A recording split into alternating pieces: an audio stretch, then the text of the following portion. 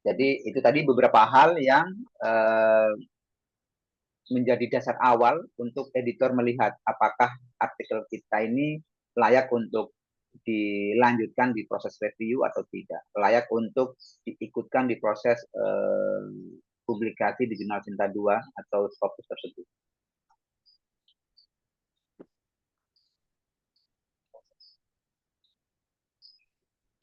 Nah, berarti kita perlu memahami apa yang hal-hal yang dinantikan oleh editor. Editor itu ingin jurnal atau ingin artikel seperti apa.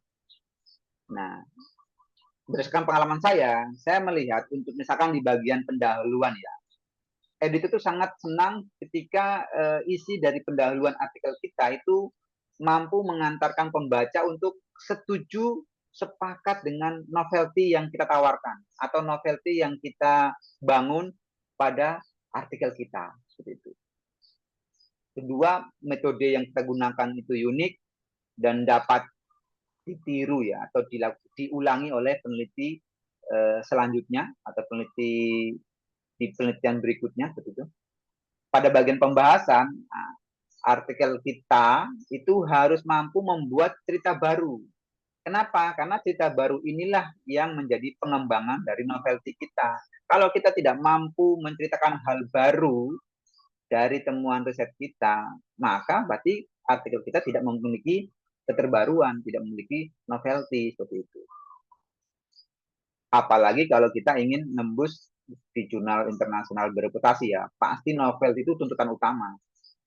Sebagus apapun kita menguraikan kalimatnya, begitu kita tidak mampu menguraikan keterbaruannya, artikel kita akan langsung di-reject oleh manajemen tersebut. Seperti itu. Mereka masih mentolerir bahasa yang kurang benar dengan memberikan kesempatan untuk proofreading. Tapi kalau novelty udah nggak ada, akan langsung di-reject. Seperti itu. Nah, dari novelty yang kita bangun itu maka kita perlu untuk memberikan kekuatan dasarnya. Klaim yang kita ajukan sebagai keterbaruan itu harus punya dua alat bukti, ya, dua alat bukti. Misalkan kita menemukan bahwa hasil riset kita ya menemukan bahwa ternyata eksploitasi itu tidak selamanya harus dipersepsikan dengan persepsi yang negatif misalkan. Maka argumentasi yang kita mau klaim baru ini harus punya dua alat bukti. Apa nih buktinya yang bisa menunjukkan bahwa klaim kita yang sebagai keterbaruan riset kita yang mengatakan bahwa eksploitasi itu tidak selalu terpersepsikan dengan negatif. Bagaimana kan kalau kita lihat dari konsep barat, ternyata kan eksploitasi itu selalu berefek pada kerusakan, kerugian, hanya bermanfaat pada individu atau kelompok tertentu dengan mengorbankan atau membawa dampak kerusakan bagi pihak lain ataupun sumber daya alam lainnya. Begitu. Nah, kalau kita mau membantah klaim tersebut sebagai klaim terbaru, maka kita harus punya alat bukti. Misalkan klaim kita mengatakan bahwa eksploitasi itu tidak selalu berdampak negatif. Maka apa yang menjadi buktinya? Kita perlu mencantumkan atau mencantumkan dua argumentasi atau alat bukti untuk menunjukkan bahwa eksploitasi itu bisa tidak terpersepsikan sebagai hal yang negatif. Nah, tapi kalau kita tidak bisa memberikan bukti, misalkan bukti statistik ataupun bukti deskriptif, maka nanti klaim kita itu menjadi klaim yang lemah. Tapi kalau kita bisa memberikan dua bukti, misalkan statistik secara statistik ataupun secara analisisnya ataupun secara deskripsinya, nah itu nanti menjadi dasar bahwa oh novelty ini betul-betul sebuah keterbaruan, bukan sebatas narasi, tapi betul-betul implikatif. Di bagian keempat kesimpulan, nah ini saya banyak menemukan artikel di mana kesimpulan itu hanya menguraikan temuan. Variabel, misalkan kalau yang kami dari ekonomi ya, variabel X berpengaruh signifikan terhadap Y, variabel X tidak berpengaruh signifikan Y. Padahal di bagian kesimpulan ini ada hal penting. Pertama, memang di awal kesimpulan kita menjelaskan temuan kita. temuan kita yang paling apa ya, paling unggul yang akan kita share sebagai temuan yang berbeda dengan penelitian-penelitian sebelumnya. Berikutnya kita menjelaskan atau menguraikan tentang implikasi secara teoritis dan juga implikasi secara manajerial. Berikutnya yang ketiga, kita menguraikan apa yang menjadi keterbatasan atau apa yang menjadi peluang yang perlu dikembangkan oleh penelitian berikutnya. Nah, 4 poin ini kadang tidak teruraikan secara sempurna. Jadi Bapak Ibu kalau yang sekarang sudah punya artikel, mulai itu dikulik. Apakah kesimpulan yang Bapak Ibu buat di artikel itu sudah memiliki 4 unsur itu? Terus yang kelima, referensi. Nah, saya juga masih banyak menemukan tulisan yang ditulis di artikel itu tidak didukung oleh referensi yang dari bidang ilmu yang terbarukan. Ya, terbarukan. Kadang asal comot. Kedua, penulisannya tidak menggunakan reference tool. Padahal sangat banyak ya tersedia reference tool, bisa pakai Mendeley, bisa pakai EndNote, dan lain sebagainya.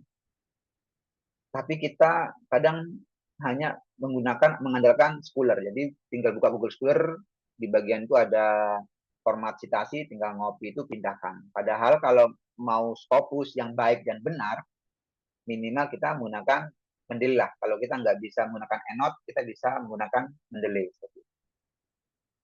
Dan yang keenam, tempat tadi seperti itu bahasa ya. Gunakan bahasa artikel yang mudah dimengerti, mudah dipahami. Kalau menggunakan bahasa asing, maka gunakan bahasa asing yang baik dan benar. Jangan menggunakan Google Translate. Karena banyak itu saya menemukan artikel-artikel yang dia menggunakan hasil Google Translate. Tapi kalau untuk internasional jelas tolak. Sinta 2 pasti tolak. Kalau Sinta 5, 6 mungkin masih bisa diterima karena editornya tidak terlalu ketat di dalam bahasa. Tapi kalau sudah Sinta 2, Scopus itu pasti bahasa itu menjadi bagian yang tidak terlepas untuk dinilai oleh editor. Saya pikir untuk template artikel kita semua sebagai akademisi sudah paham. Ya, secara umum poin yang harus ada di sebuah artikel sebagai template adalah introduction, literatur, terus method, result, discussion, conclusion ya. Bisa jadi nanti beberapa jurnal yang mungkin Bapak Ibu ingin tuju itu berbeda ya, berbeda. Bisa jadi mungkin tidak ada literatur review, bisa jadi ada literatur review, atau tiba-tiba atau secara template hanya ada result, tidak ada discussion-nya. Nah, itu nanti kan menyesuaikan. Tapi secara umum keenam hal ini pasti menjadi template wajib yang ada. Tidak ada lagi selain 6 ini. Bisa kurang tapi nggak lebih dari 6 bagian ini. Kalau untuk tambahan kan ada judul, ada abstrak, ada referensi. Nah, sekarang kita akan berfokus pada bagaimana menyusun latar belakang atau introduction pada artikel. Untuk menyusun latar belakang, Bapak Ibu harus memahami penulisan yang bermakna. Ya, saya contohkan. Di sisi kiri, ini adalah contoh kalimat yang maknanya kurang kurang gigit itu. Tapi kalau contoh kalimat yang di sebelahnya, itu punya, Bapak Ibu pasti memahami ya perbedaannya. Itu punya makna yang sangat detail dan mudah dipahami. Contoh misalkan, ketika kita membuat kalimat kuliah daring, kalau kita cuma membuat kalimat bagaimana pengalaman belajar daring di daerah terpencil, itu kan tidak memancing minat penasaran dari minat pembaca ya. Tapi kalau ketika kita ingin membahas belajar daring di daerah terpencil dengan kalimat terjadi diskriminasi masyarakat Indonesia di daerah terpencil untuk melakukan pembelajaran daring karena misalkan ya fasilitas jaringan internet yang tidak merata.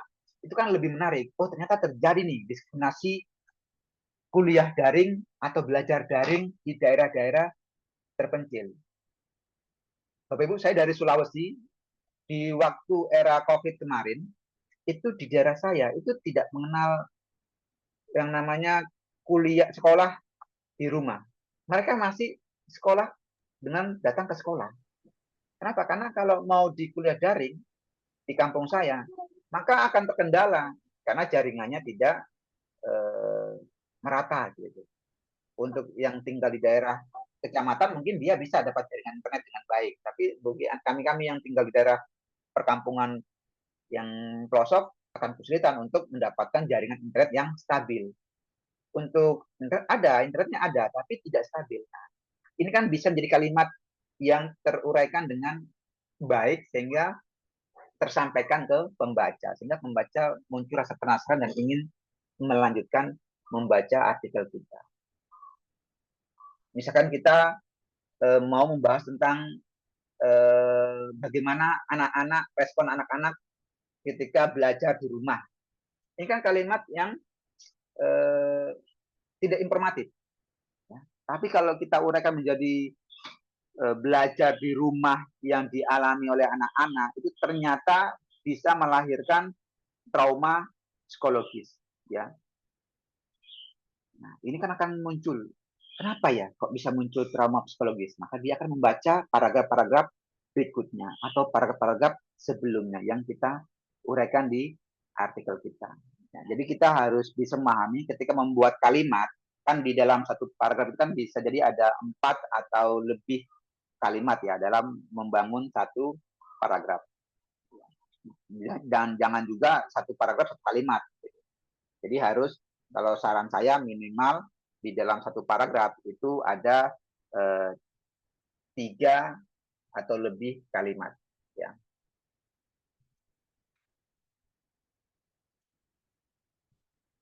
Untuk kebagian. Kalau ini abstrak, saya pikir sudah nanti bisa samakan ada tujuan, ada metodologi, temuan, dan originality. Dan juga keyword ini template untuk abstrak. Saya pikir kita semua nanti bisa lah. Ini kan kalau abstrak kan kalau sudah jadi artikel ini gampang kita nyusun abstraknya. Saya lewati ya. Oke, ini introduction-nya. Nah, di dalam menyusun latar belakang Bapak Ibu, kita perlu memahami ideologis dari menyusun sebuah latar belakang. Di mana latar belakang yang kita susun itu harus menjawab pertanyaan mengapa topik itu dipilih. Misalkan saya mendalami tentang konsep pemasaran syariah misalkan. Mengapa perlu meneliti tentang konsep ta'awun ambidexterity misalkan. Ya, ternyata saya melihat bahwa eksplorasi ataupun eksploitasi yang ada itu ternyata bisa tidak menjadi negatif kalau kita memasukkan nilai-nilai religius, nilai-nilai agama, nilai-nilai agama. Atau misalkan kenapa meneliti tentang ta'awun? Ternyata saya melihat beberapa kinerja UMKM, terutama yang berada di amal usaha Muhammadiyah, itu cenderung mempunyai kemampuan untuk berkembang dengan baik, ya, tidak mengalami apa salah dalam persaingan bisnis karena amal usaha di Muhammadiyah itu menganut konsep ta'awun. Jadi amal usaha yang sudah mapan akan membantu amal usaha yang baru berkembang untuk bisa settle dalam persaingan bisnis. Nah, berarti kan ada konsep ta'awun. Nah, itu yang saya misalkan contoh tadi. Kenapa topik ini dipilih? Sehingga kenapa itu penting? Karena ternyata konsep ta'awun itu tidak ada atau tidak terimplementasi dengan sebaik yang ada di amal usaha Muhammadiyah. Sehingga value yang membedakan antara strategi pengembangan bisnis yang ada di amal usaha Muhammadiyah dengan amal usaha dengan UMKM ataupun usaha-usaha lainnya itu ada terletak pada konsep ta'awunnya. Sehingga itu menarik untuk dikaji secara mendalam dan terbukti salah satu faktor pendorong bagusnya atau tingginya kinerja amal usaha di Muhammadiyah itu adalah karena adanya implementasi dari konsep ta'awun. Introduction juga harus menjawab pertanyaan tentang gap. Ya, bagaimana kesenjangan pengetahuan yang hendak diatasi, ya, knowledge gap-nya itu. Kayak tadi, misalkan kembali ya ke ta'awun. Saya melihat sekarang banyak amal usaha banyak usaha-usaha baru tuh agak kesulitan untuk bersaing merebut pasar dari pelaku usaha yang sudah duluan masuk di dalam pasar. Ya. Tapi bagi amal usaha Muhammadiyah, dia tidak mengalami kesulitan. Ternyata kenapa tidak mengalami kesulitan itu karena tadi dia menganut konsep ta'awun yang membuat terjadinya culture amal usaha yang sudah mapan akan membantu amal usaha Muhammadiyah yang baru berkembang. Di kami Bapak Ibu ada amal usaha namanya kita mendirikan BPR. BPR itu di dalam 5 tahun itu sudah mampu berkembang dengan pesat.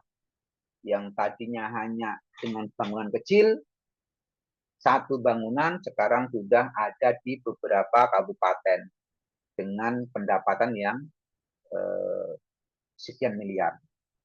Tapi itu tidak terlepas dari bantuan atau ta'awun yang dilakukan oleh amal usaha lainnya dari perguruan tinggi yang menjadi nasabah di BPR tersebut, sekolah-sekolah ataupun amal usaha lainnya, sehingga terjadi perputaran dana yang sangat cepat pada BPR tersebut yang berdampak positif terhadap pengembangannya seperti itu. Introduction juga nanti setelah ini saya akan memberikan contoh kalimat-kalimatnya nanti. Jadi kita memahami dulu makna ideologis dari menyusun sebuah latar belakang. Yang ketiga, latar belakang itu merupakan pernyataan tentang school of thought, ya, memberikan sumbangan baru dalam mendekati isu. Misalkan pendekatan sumbangan baru yang saya tawarkan dalam pendekatan isu pengembangan bisnis itu adalah dengan saya membangun variabel yang namanya ta'awun ambidextrity. Ya. Ketangkasan dalam tolong menolong. Itu adalah sumbangan saya terhadap konsep strategi pengembangan bisnis. Sehingga novelty-nya itu yang saya tawarkan. Itu menjadi novelty-nya tadi. Konsep yang saya labeli dengan istilah ta'awun ambidextrity. Ya, ketangkasan di dalam tolong menolong. Ketika ini terjadi, Bapak Ibu, persaingan bisnis tidak lagi berorientasi pada persaingan yang mematikan pesaing, tapi persaingan yang berkembang bersama pesaing. Kalau kita lihat konsep Barat, itu kan dia menghindari persaingan, sehingga begitu ada pesaing yang muncul, kalau tidak dimatikan, dibeli.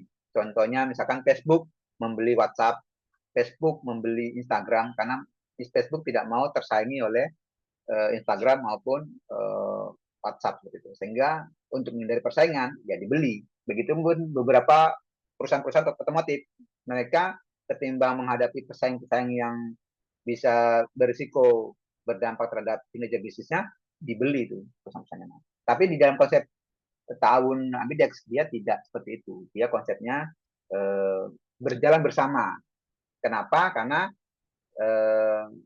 untuk variabel itu saya memasukkan unsur nilai Islam, ya, di mana dalam Islam diajarkan bahwa persaingan itu bukan untuk mematikan, tapi untuk berjalan bersama mencapai suksesnya masing-masing. Karena setiap makhluk punya rezekinya masing-masing. Sehingga itulah konsep itu yang saya bawa di dalam variabel ta'awun ambidextrity di artikel saya. Apa yang menjadi isi dari latar belakang? Ya. Pertama, kita harus menguraikan alasan mengapa kita memilih topik tersebut. Kenapa topik itu penting untuk kita pilih? Kenapa topik itu penting untuk diteliti sehingga menjadi ditemukan hasil penelitian yang akhirnya layak untuk dipublikasi. Fenomena masalahnya apa? Ya. Nah, kalau Bapak Ibu misalnya membimbing skripsi ya, saya itu membimbing skripsi, saya selalu dari awal itu selalu bilang ke mahasiswa saya, ketika menyusun latar belakang skripsinya, saya akan selalu meminta mereka untuk mampu menjelaskan fenomena masalah yang mendasari penelitian mereka. Kenapa? Karena nanti ketika mereka membuat publikasi artikel, mereka sudah tidak kesulitan untuk membangun fenomena masalahnya. Kembali tadi ke konsep ta'awun ambideks ya. Apa yang menjadi fenomena masalah? Itu tadi, eksplorasi dan eksploitasi kan adalah hal yang tidak bisa kita hindari. Tapi ternyata fenomenanya eksploitasi itu cenderung terpersepsikan oleh negatif ya. Jadi konsep eksploitasi yang digunakan oleh konsep barat itu selalu berfokus pada kepentingan pribadi. Sehingga mereka akan mencari keuntungan sebesar-besarnya walaupun prosesnya bisa berdampak terhadap merugikan pihak lain ataupun berdampak terhadap kerusakan sumber daya alam misalkan seperti itu. Nah, fenomena masalah itu akhirnya saya berangkat dari fenomena itu. Kemudian saya cari data untuk menguatkan fenomena masalah tersebut. Dan harapannya dari fenomena masalah tersebut, novelty saya menjadi solusi atas permasalahan tersebut. Selain masalah penelitian juga, kita bisa berangkat dari fenomena gap. Ya, fenomena gap. Atau kita juga bisa berangkat dari teori gap.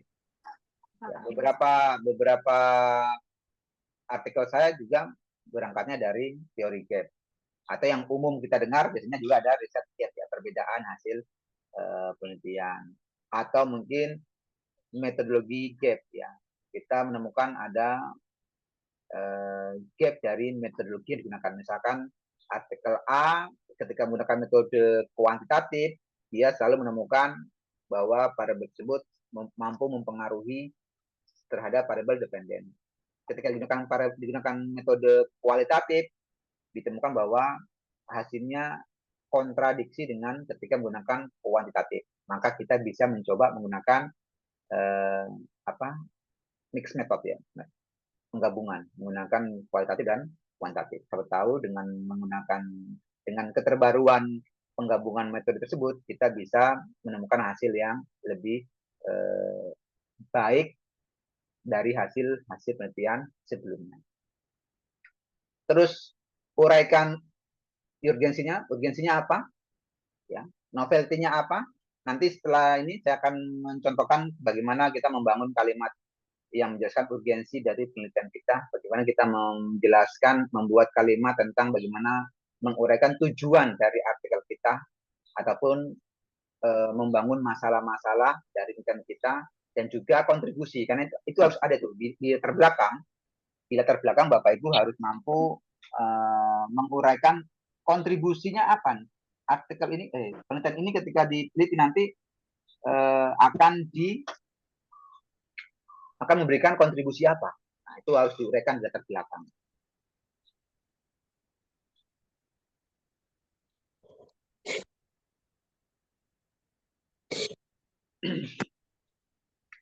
Ada beberapa komposisi ya di dalam membangun introduction. Ada yang berdasarkan fakta, ada yang berdasarkan literatur, ada yang berdasarkan karena tujuan yang ingin kita capai, ataupun argumentasi. Misalkan dari fakta, kita bisa menguraikan tentang bagaimana penggunaan teknologi pembelajaran di era COVID telah membuka ruang intervensi teknologi yang selama ini ditolak ya. Dulu sebelum COVID, kita sebagai akademis itu selalu lebih senang belajar secara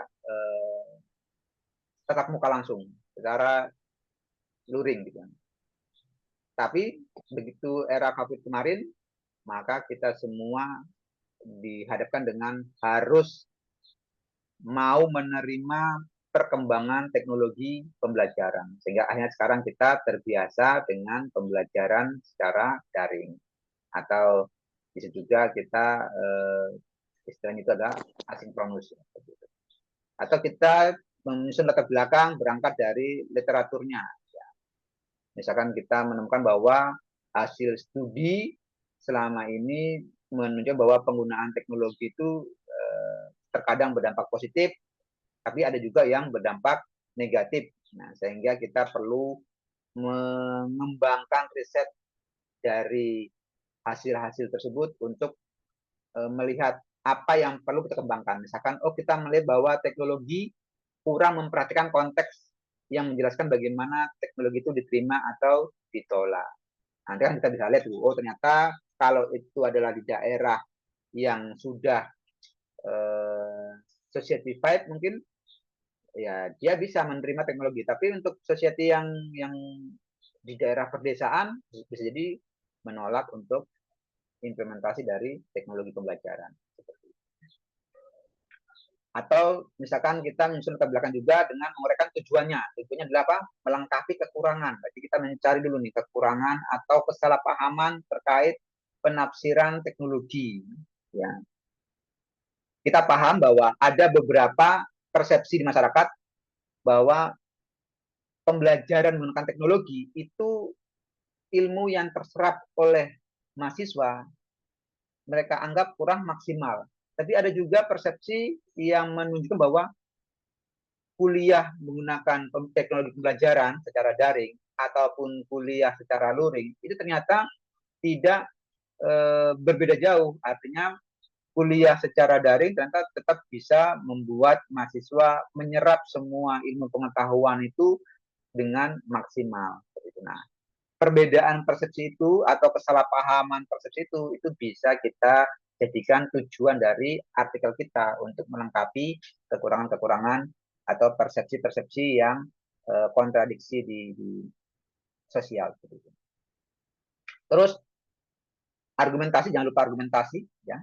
Ini juga perlu ada di latar belakang. Bagaimana tulisan yang kita susun di latar belakang itu adalah argumentasi. Misalkan ya, argumentasi adalah teknologi tidak sekedar bersifat berguna atau tidak bagi umat manusia, tapi telah menjadi jalan keluar bagi persoalan.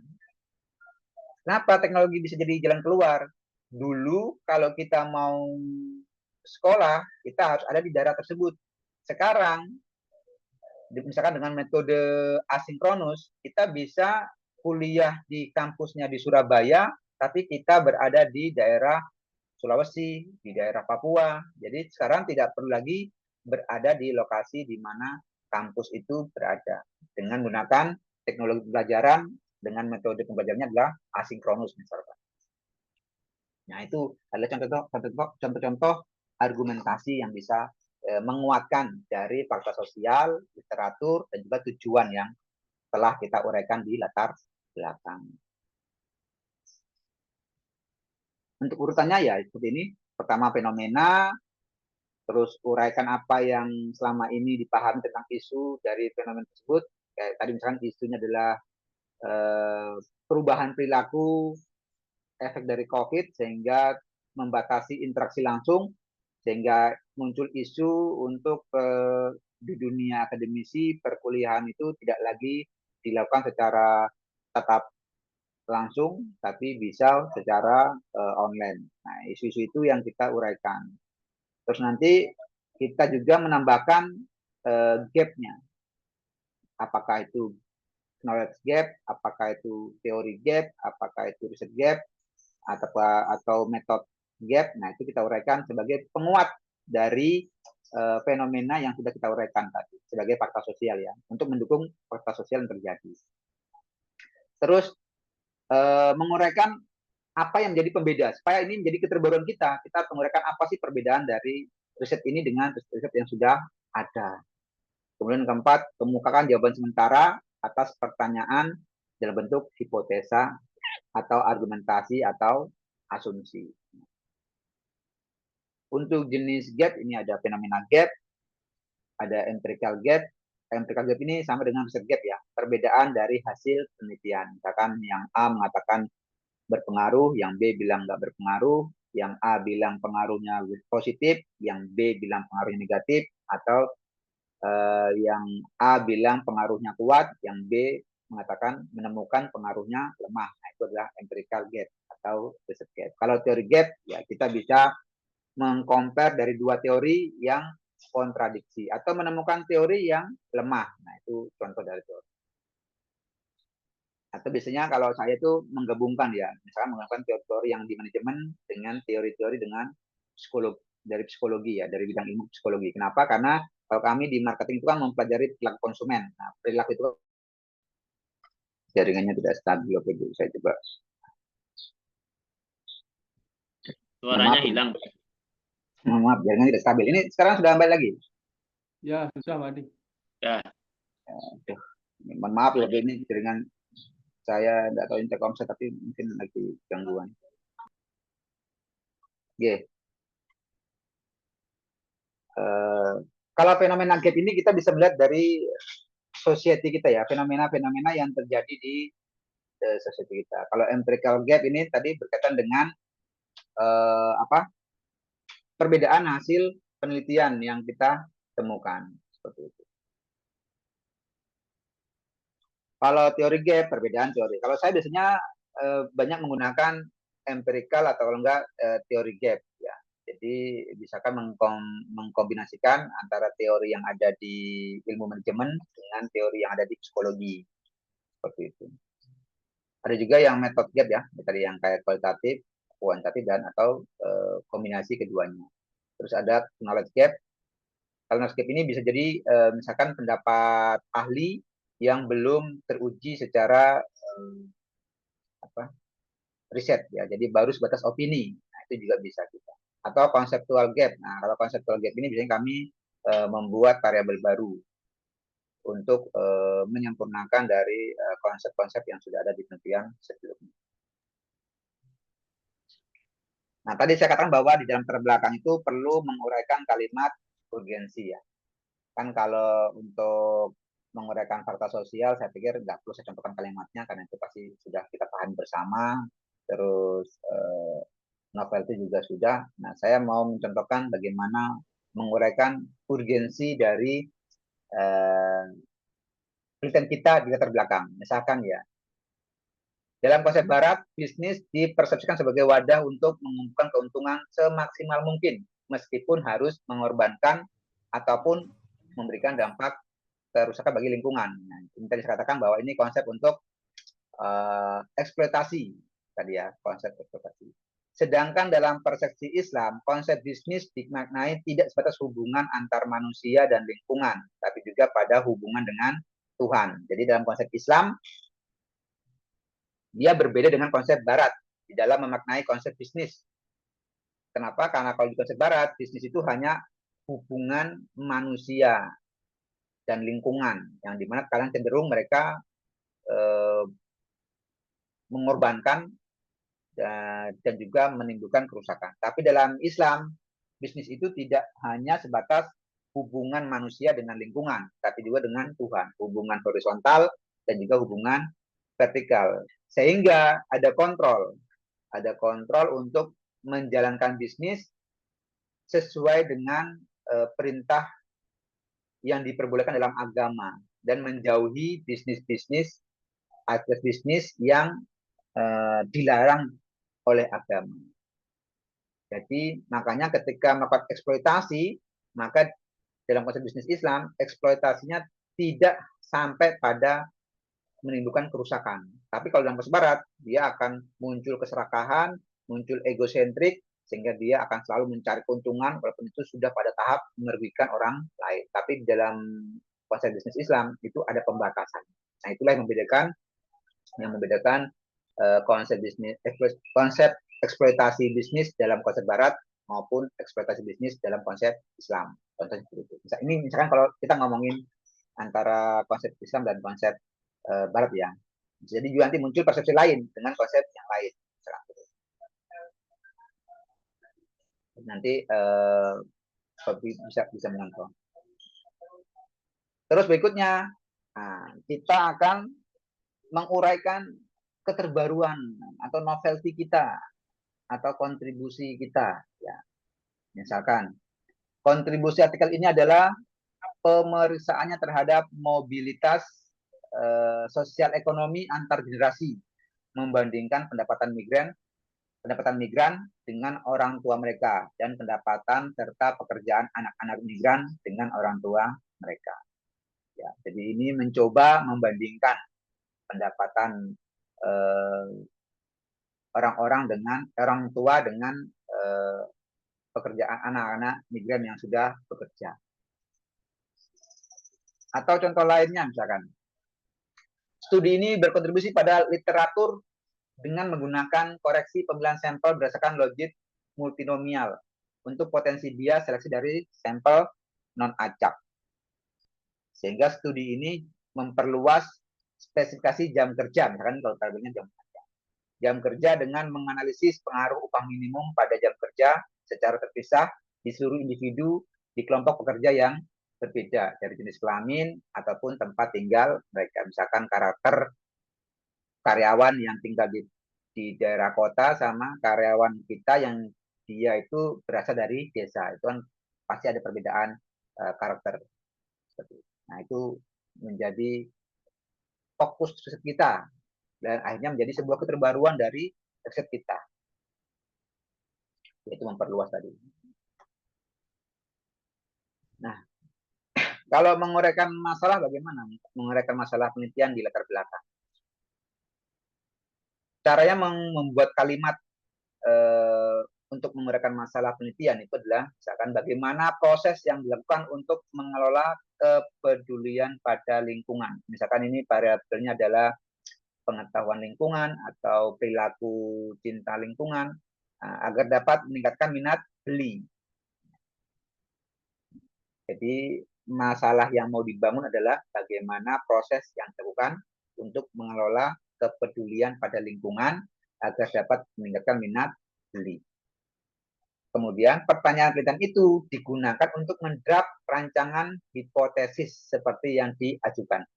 Kan kalau di karya ilmiah mahasiswa atau skripsi, tesis kan kadang kita langsung ya rumusan masalah A, apakah X berpengaruh terhadap Y.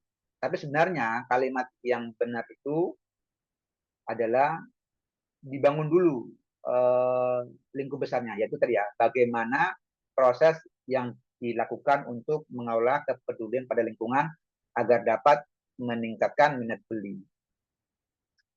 Pertanyaan utama ini kemudian kita kita split untuk menjadi rancangan hipotesis, ya. Misalkan apakah pengetahuan kepedulian lingkungan berpengaruh terhadap minat beli? Apakah green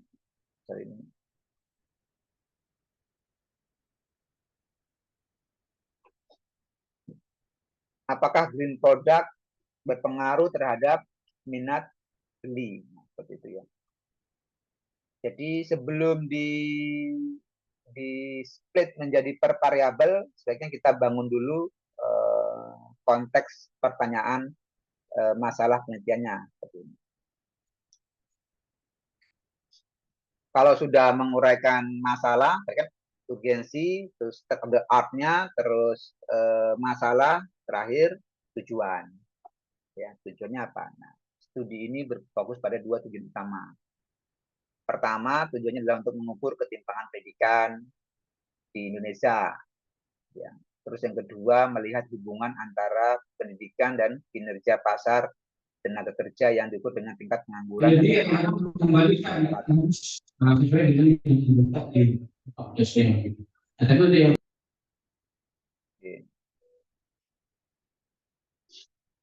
Atau cara lain, misalkan ya, tujuan studi kami saat ini adalah mengekspor proses bagaimana eksekutif senior dalam organisasi membuat keputusan strategiknya, atau tujuan penelitian kami adalah mengajukan sebuah model bagaimana meningkatkan kinerja UMKM.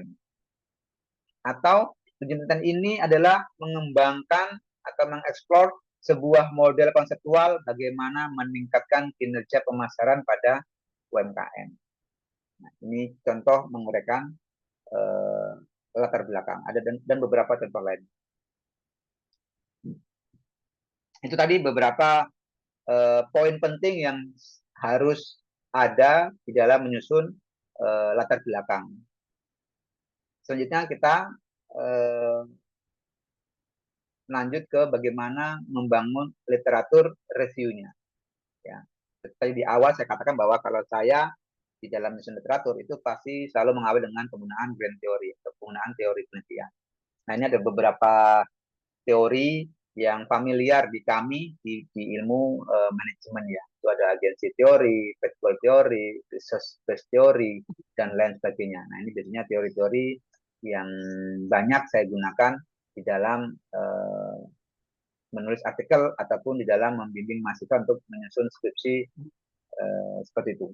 Nah, karena saya melihat memang beberapa artikel kita tuh penulis Indonesia itu cenderung mengabaikan penggunaan teori, padahal jika menggunakan teori itu akan menjadi nilai lebih dari artikel kita. Semoga setelah kegiatan ini nanti Bapak Ibu mulai memperkuat literatur reviewnya dengan penggunaan teori. Tapi kalau menggunakan teori nanti jangan ini ya, jangan langsung hanya muncul di letter review, tapi juga mulai disinggung irisannya pada latar belakang supaya konsistensi. Mengapa kita butuh teori? Ya tadi itu karena kan tujuan dari sebuah penelitian itu adalah untuk contribution to the body of knowledge ya. Jadi walaupun hanya untuk sebuah kecil dari sebuah teori besar, pasti kita punya sumbangsi untuk irisan dari teori-teori yang sudah ada. Makanya perlu mengembangkan teori.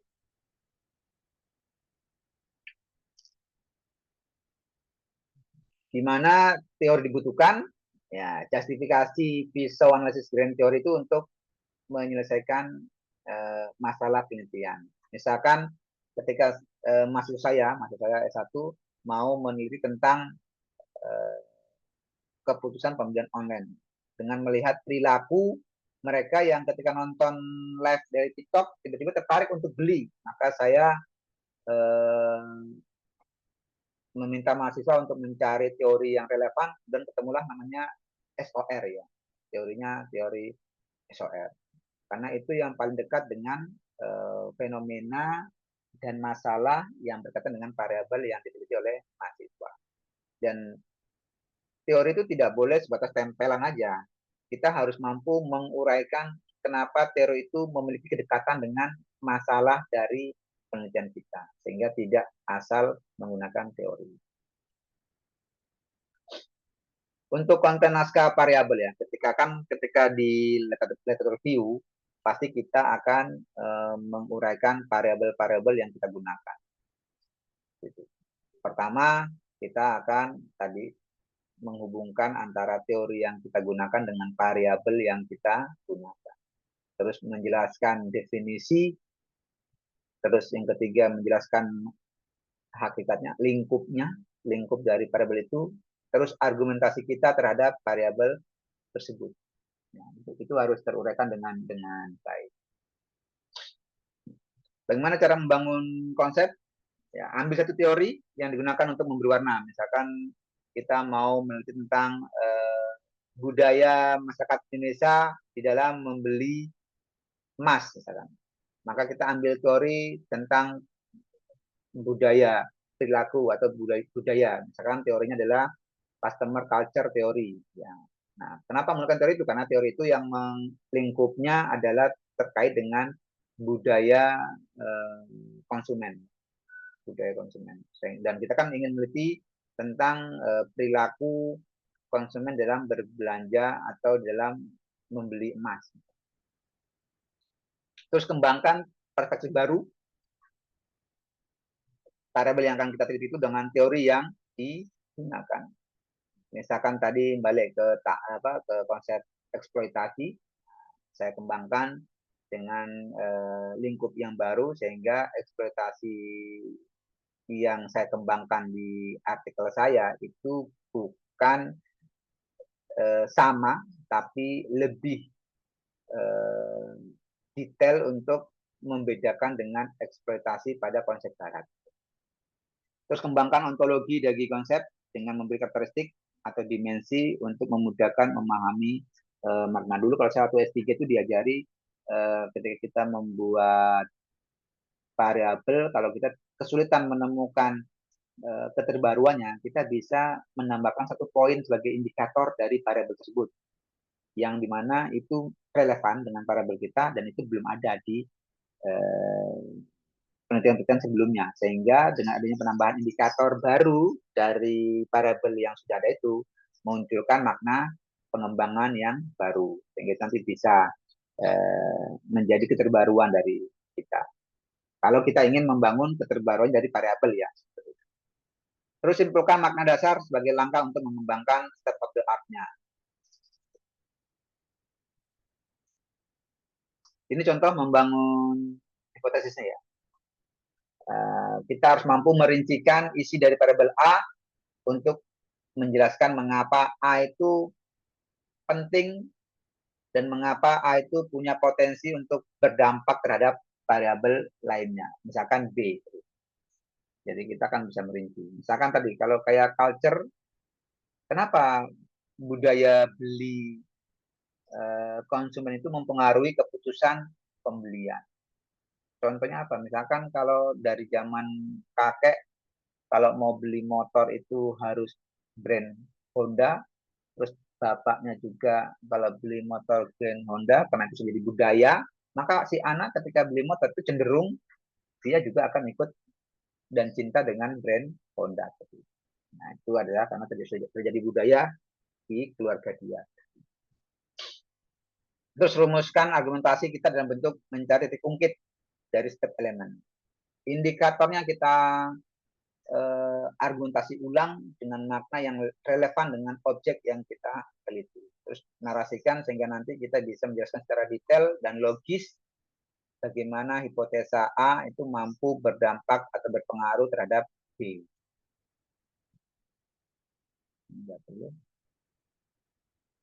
Ini saya contohkan ya, misalkan kita mau menghubungkan experiential value terhadap customer loyalty.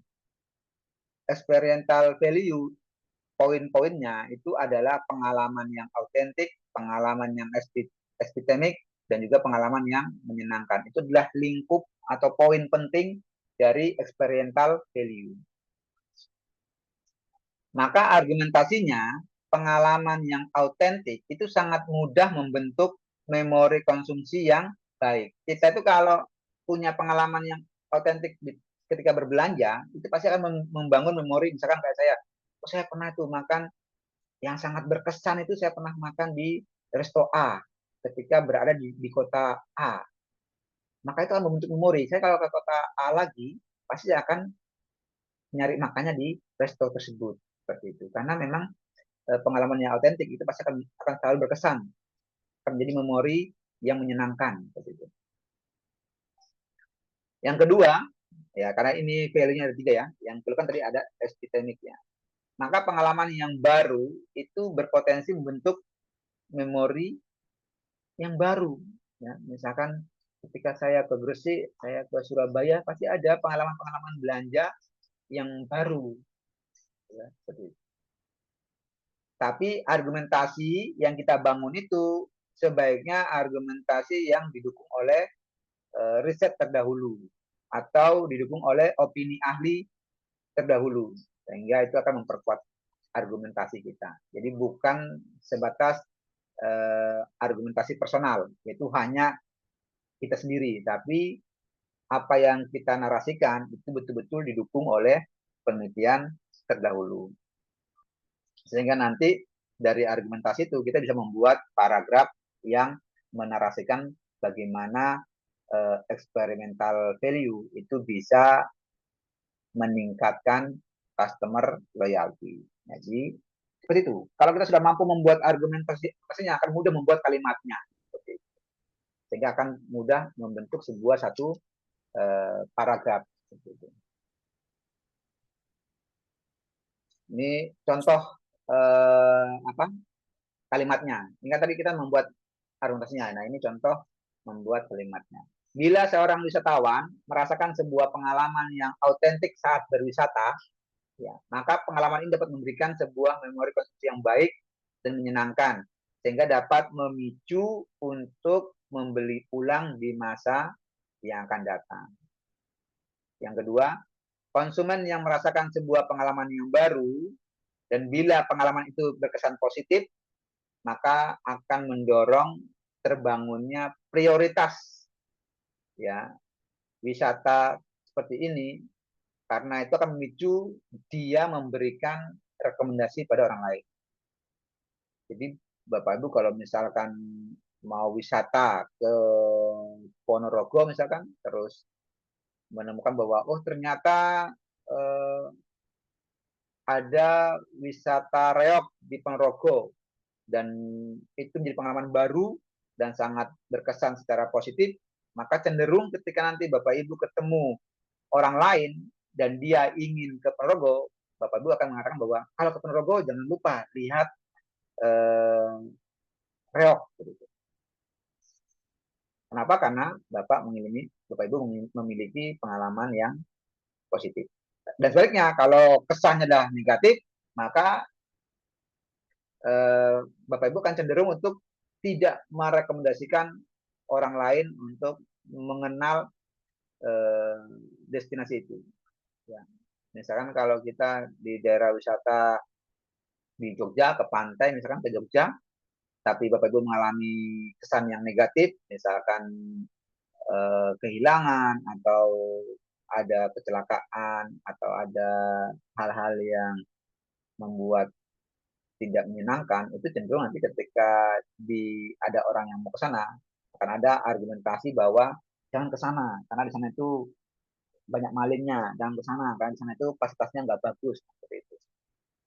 Nah, itu contoh argumentasi yang bisa dibangun. Berikutnya adalah membangun hipotesis. Ketika kita sudah menguraikan teori, terus menarasikan variabel, maka kita juga membangun hipotesis. Hipotesis yang kita bangun itu harus juga didukung oleh riset terdahulu. Saya contohkan, misalkan kita mau membangun hipotesis tentang experiential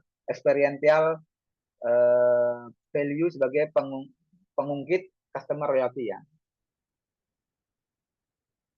Di mana studi menjelaskan bahwa loyalitas pelanggan itu dibentuk dan ditingkatkan, dapat dibentuk dan ditingkatkan. Bagi seorang wisatawan kuliner, ia berhasil mendapatkan sebuah pengalaman yang otentik, maka pengalaman itu berpotensi untuk membentuk memori konsumsi yang baik dan akan bertahan dalam jangka yang panjang. Ya. Mungkin Bapak Ibu sudah pernah ke luar negeri 10 tahun yang lalu, tapi sampai sekarang masih ada memori kenangan bahwa dulu Bapak Ibu pernah makan di mana itu makanannya enak. Gitu. Atau mungkin Bapak Ibu pernah ke suatu daerah di Indonesia ini dan di sana menemukan wisata kuliner yang enak dan sampai sekarang masih terkenang di memori kita. Sehingga logis bahwa sebuah memori yang pengalamannya positif itu mampu mendorong konsumen untuk loyal pada produk yang dialaminya. Nah, nanti cari argumentasi lain untuk mendukung itu, kemudian barulah diajukan hipotesisnya. Misalkan hipotesis yang diajukan adalah experiential value berpengaruh positif terhadap customer loyalty. Ada banyak cara menguraikan hipotesis, nanti bisa dibaca. Yang jelas untuk hipotesis itu dia harus tidak boleh pengertian ya. Saya sering ketika nge-review artikel membangun hipotesis malah diisi pengertian. Jadi hipotesis itu bukan diisi pengertian, tapi diisi oleh argumentasi kemudian didukung oleh penelitian-penelitian terdahulu seperti itu. Jadi argumentasi yang kita mau uraikan itu sebaiknya didukung oleh hasil riset atau pendapat ahli terdahulu.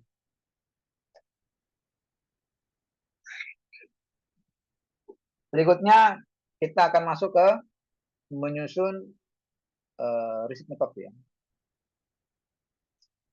Karena ini juga dilepas banyak artikel-artikel yang kadang ditolak karena tidak mampu menguraikan metodologi risetnya dengan baik dan benar. Sebenarnya ada 3 poin penting sebenarnya di dalam menyusun metode di dalam artikel ini ya, dalam konteks artikel.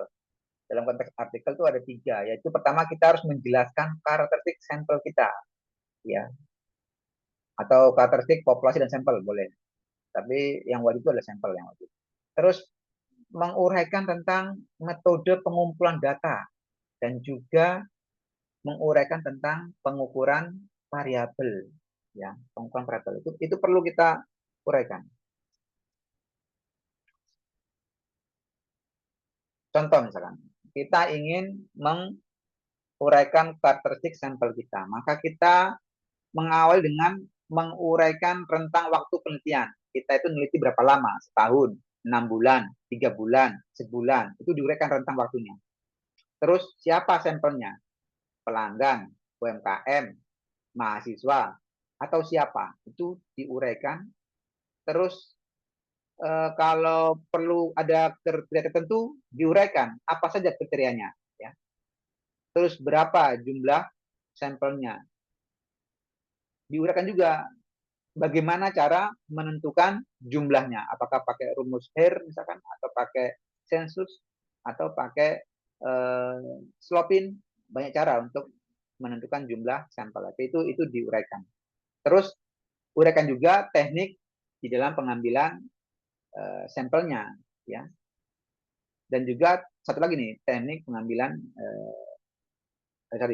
teknik pengambilan sampelnya. Nanti kan apakah sampel ini diambil dengan teknik sensus, dengan teknik cluster, dengan teknik snowball, atau dengan teknik accidental, ataupun dengan teknik purposive sampling. Misalkan ini kalau kita ngomong dari sisi ekonomi ya, biasanya teknik-teknik itu yang dipakai di dalam penelitian ilmu ekonomi, khususnya manajemen.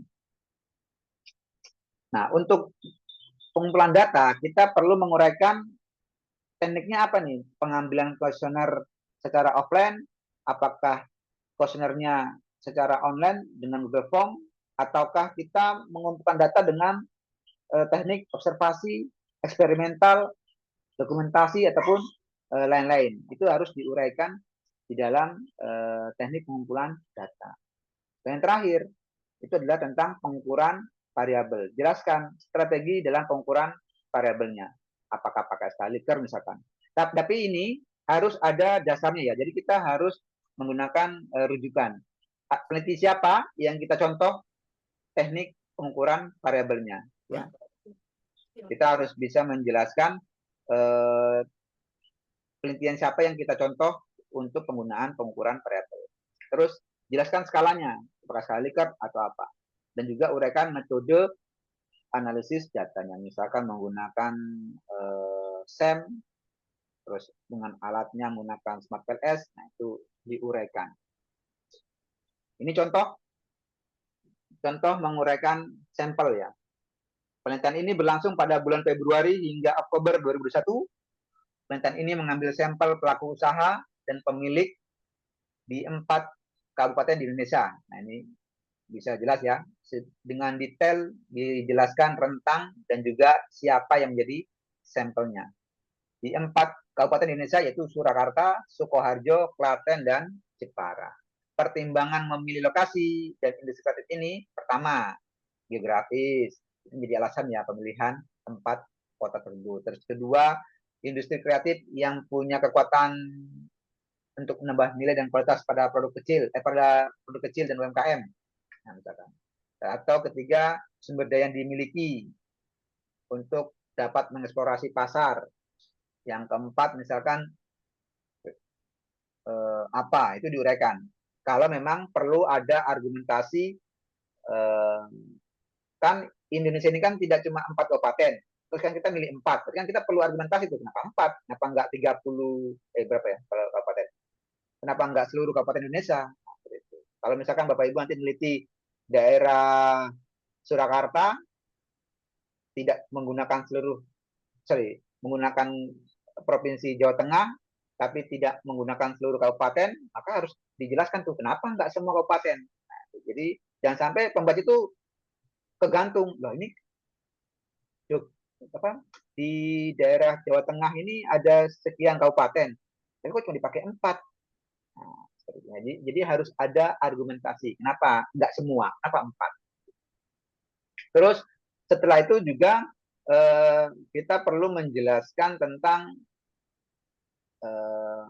makna sampel itu apa, pengertian sampelnya. Terus metode pengambilan sampelnya apa? Misalkan kita menggunakan non probability sampling, misalkan. Di mana non probability sampling itu kita dengan teknik purposive sampling. Nah, karena menggunakan purposive sampling, berarti kan ada kriteria. Maka perlu diuraikan apa saja kriterianya. Misalkan kriterianya adalah pelaku usaha yang minimal 5 tahun menjalankan bisnisnya. Dengan asumsi kan kalau 5 tahun itu udah mapan ya, udah memiliki pasar dan pelanggan lah. Sehingga nanti akan ketemu jumlahnya berapa. Misalkan kita ketemu 300 sampel setelah menggunakan rumus apa. Nah, kalau di sini ini kan kekurangannya tidak menyebutkan asal usul kenapa ketemu angka 350 sebagai sampel. Nanti itu sebaiknya ditambahkan kenapa dari 4 kabupaten itu menggunakan 350 sampel UMKM. Terus bagaimana kalau kita menggunakan 350 sampel tapi yang ngekumpul nggak sampai, ya nggak apa-apa. Tapi dijelaskan nanti, misalkan kita dari 350 terkumpul 314, ya. Setelah yang ngisi online misalnya, yang ngisi online hanya 314.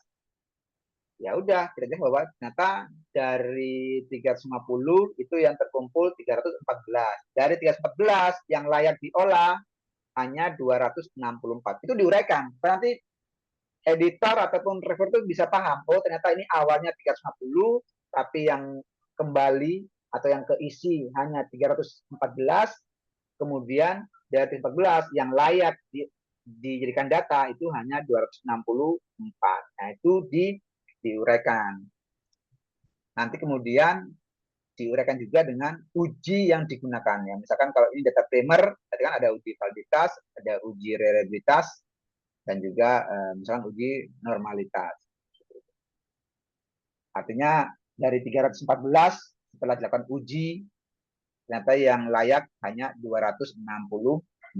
Sehingga akhirnya sampelnya 264. Contoh lain, misalkan model yang dikembangkan diuji melalui survei. Ya. Berarti dia tekniknya itu adalah teknik pengumpulan datanya menggunakan teknik survei yang dilakukan di Instagram.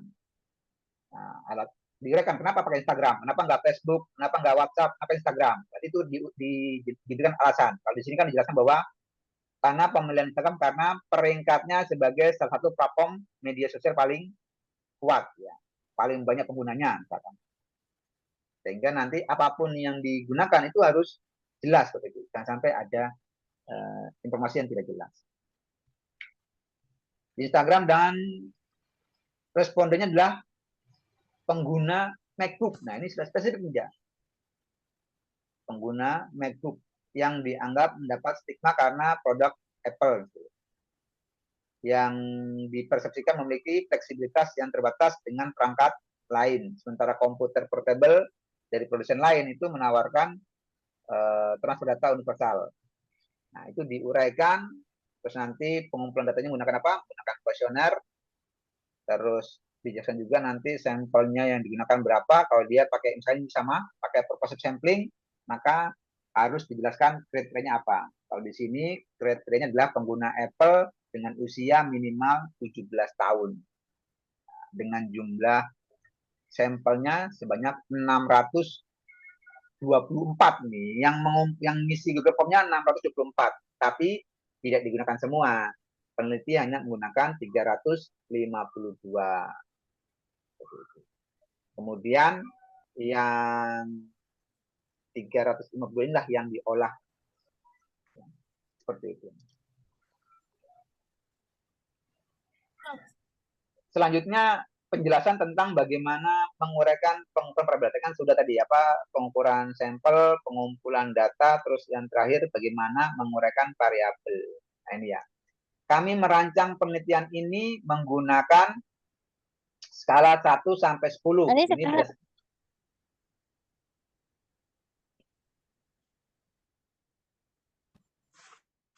1 sampai 10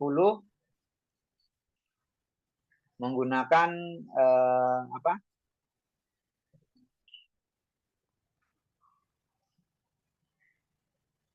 Ini sesuai dengan penelitian sebelumnya, yaitu yang digunakan oleh Numali sama Bernstein ya. Jadi tadi saya katakan bahwa ketika melakukan menguraikan tentang pengukuran variabel, maka kita harus selalu berdasar pada penelitian sebelumnya. Nah, jadi untuk skala Likert-nya dia menggunakan sesuai dengan penelitian yang dilakukan oleh Numali. Pengukuran variabel, ya misalkan variabelnya adalah ekspektasi pasar dengan indikator apa. Nah, itu indikator itu kita ambil dari penelitiannya siapa, itu diuraikan. Ya. Misalkan ya, variabelnya adalah orientasi, di mana variabel orientasi ini menggunakan 5 indikator menurut Broder dan Lapkin ya. Jadi variabel orientasi ini oleh autor itu diambil indikatornya dari referensinya Broder dan Lapkin. Di mana indikator pertama itu adalah ekspektasi pasar misalkan. Terus yang kedua kekuatan pengembangan produk. Terus yang ketiga misalkan kinerja pasar. Nah, itu dicari semua aja, dicari indikatornya dari siapa. Kalau ekspektasi pasar ini indikatornya ada berapa? Nah, nanti dilihat. Kinerja pemasaran ini ada 5. Nah, ini berarti kalau kita 5 itu hanya dari satu artikel atau 5 itu kita bangun dari 3 atau lebih referensi. Kalau saya biasanya di dalam membangun indikator itu saya menggunakan beberapa referensi sehingga nanti akan misalkan anggaplah orientasi ini ya, itu menggunakan artikelnya Broders sama Lampkin. Jadi 5 itu, yang 3 itu dari artikelnya Broders, yang 2 itu saya ambil dari indikator yang ada di artikelnya Lampkin. Seperti itu. Jadi indikator yang saya bangun di variabel yang saya gunakan itu cenderung dia lebih dari 2 referensi. Ini contoh nanti tinggal sama contoh lain. Nah, yang terakhir, bagaimana menguraikan hasil dan pembahasan serta kesimpulan. Perlu dipahami bahwa setiap artikel itu wajib menguraikan penjelasan mengenai kontribusinya. Tadi di latar belakang kan sudah saya singgung bahwa kita juga mampu menguraikan kontribusinya. Sehingga di pembahasan, kontribusi itu harus diuraikan lagi untuk lebih detail dan lebih implikatif. Kontribusi ini dijelaskan dalam konteks publikasi sebelumnya. Jadi harus diuraikan dulu tuh. Hasil penelitian terdahulu itu apa, terus kontribusi kita apa yang menjadi pengembangan ataupun bisa jadi menjadi kontradiksi dengan penelitian-penelitian sebelumnya. Jadi harus, karena kita tidak bisa menulis kontribusi tanpa ada uraian-uraian terkait hasil penelitian terdahulu. Sehingga nanti untuk uraian kontribusi kita itu bisa menjawab apa yang kita temukan dari penelitian ini. Terus pada bagian diskusi nanti kita akan menemukan bahwa apa arti dari temuan kita ini untuk menjadi sebuah kontribusi. Nah, dan menjelaskan bagaimana kontribusi itu bisa kembali kita tegaskan pada uraian kesimpulan. Nanti begitu. Jadi di pembahasan dan kesimpulan kontribusi itu muncul lagi. Sehingga nanti sebagai untuk mempertegas ya, di kesimpulan itu kontribusi itu muncul untuk mempertegas argumentasi temuan kita. Hasil analisis temuan, nah kita harus mampu menampilkan hasil penelitian dalam bentuk, kalau hasil analisis kalau kan manajemen ya itu ada namanya statistik ya, itu ada dalam bentuk gambar, tabel ataupun deskripsi. Nah, di mana temuan tersebut secara dalam kita harus mampu mengkomparasikan ya dengan temuan-temuan riset sebelumnya untuk menunjukkan bahwa apakah temuan kita itu sudah menunjukkan kemajuan dibandingkan riset sebelumnya. Mencari kemajuan itu nggak perlu sulit. Kita bisa mengcompare dengan cukup besaran pengaruhnya misalkan. Misalkan penelitian terdahulu itu menemukan bahwa orientasi itu mampu mempengaruhi kinerja pemasaran sebesar 40%. ternyata di penelitian kita itu mampu sebesar 60%. Itu sudah jadi kontribusi itu. Kontribusinya adalah temuan kita itu menunjukkan apa ya, besaran efeknya lebih tinggi dibandingkan penelitian-penelitian terdahulu. Nah, untuk penulisan tabel dan gambar perlu dipahami ya. Jika dalam bentuk tabel, maka data dalam tabel itu harus disajikan dengan benar, yaitu menggunakan satuan internasional, terus hanya garis horizontal yang mengapit judul tabel atau header tabel itu sama garis penutup. Jadi nggak perlu menampilkan tabel dengan garis kotak-kotak itu ya. Cukup biasanya itu cuma 3 baris. Garis pertama, terus garis di bawah judul tabel itu keterangan tabel, terus garis terakhir untuk tabel. Nah, kalau dalam bentuk gambar, maka gambar itu harus jelas. Jangan sampai gambar yang Bapak Ibu cantumkan di artikel itu tidak jelas. Ya, harus jelas. Baik itu gambar, baik itu grafik, itu harus terbaca jelas angka-angkanya. Kalau grafik itu angka-angkanya atau apa itu harus terlihat dengan jelas, terbaca dengan jelas. Ya, terus kemudian kita membuat paragraf. Jangan sampai hanya ada tabel, nggak ada penjelasannya. Jadi kalau setelah ya penjelasan itu bisa sebelum tabel atau setelah tabel itu bisa dicantumkan penjelasan untuk mendukung klaim kita. Ya, jadi tabel atau gambar itu adalah instrumen pendukung untuk klaim dari kalimat yang kita bangun. Nah, kalau penelitiannya kualitatif, maka kita perlu mendeskripsikan klaim kita, ya, mendeskripsikan. Tapi ingat, klaim yang kita deskripsikan adalah bukan pengetahuan umum, tapi betul-betul argumentasi yang itu muncul karena adanya riset, ya. Jangan sampai klaim yang kita narasikan itu adalah klaim yang bisa diketahui tanpa adanya riset. Nah, itu kan nanti jadinya pengetahuan umum, bukan hasil riset. Untuk pembahasan penelitian, autor memberikan argumentasi terhadap hasil penelitian yang telah diklaimkan. Ya, harus jelas argumentasinya, logik, dan dirangkai dalam bentuk cerita baru, supaya editor ataupun reviewer tahu bahwa artikel kita, novelty kita itu kembali teruraikan di pembahasan. Jangan sampai novelty kita muncul terbelakang, tapi novelty itu nggak muncul lagi di pembahasan.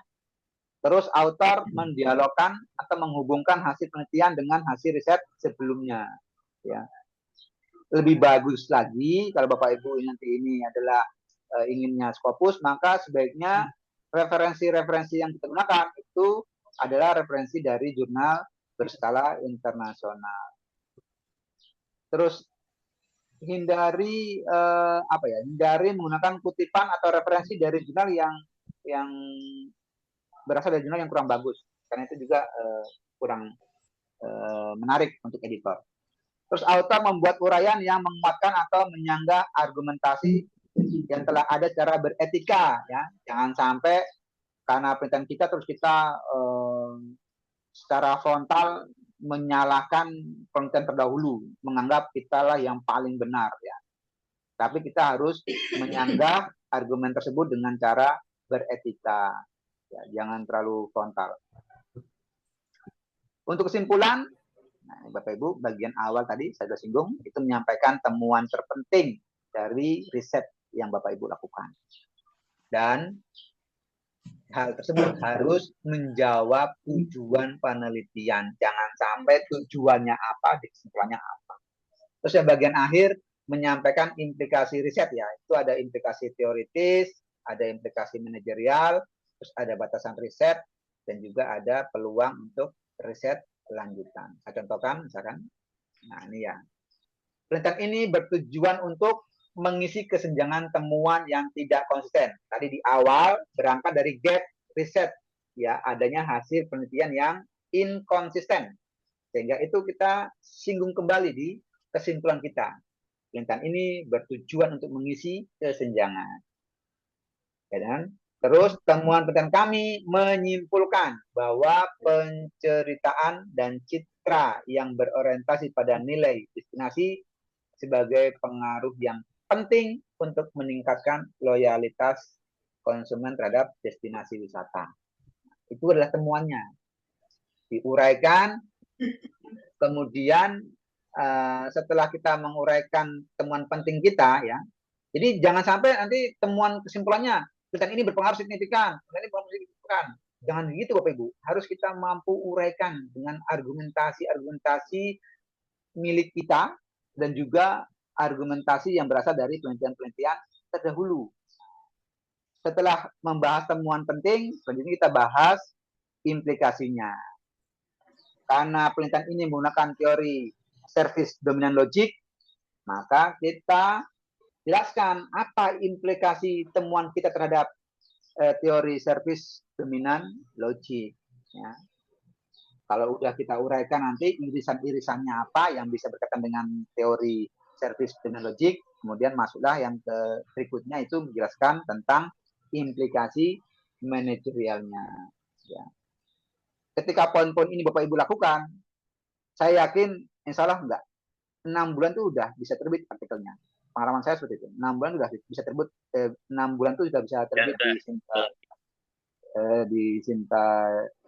di Scopus ya. Terus terakhir, uraikan juga keterbatasannya. Yang namanya penelitian itu nggak ada yang sempurna Bapak Ibu. Jadi kita harus mampu menguraikan apa yang jadi keterbatasan. Kenapa? Karena ini akan menjadi pintu untuk riset lanjutannya. Kalau penelitian kita nggak ada keterbatasannya, ya terus nanti gimana penelitian berikutnya? Udah nggak ada, berarti udah berhenti di kita saja seperti itu.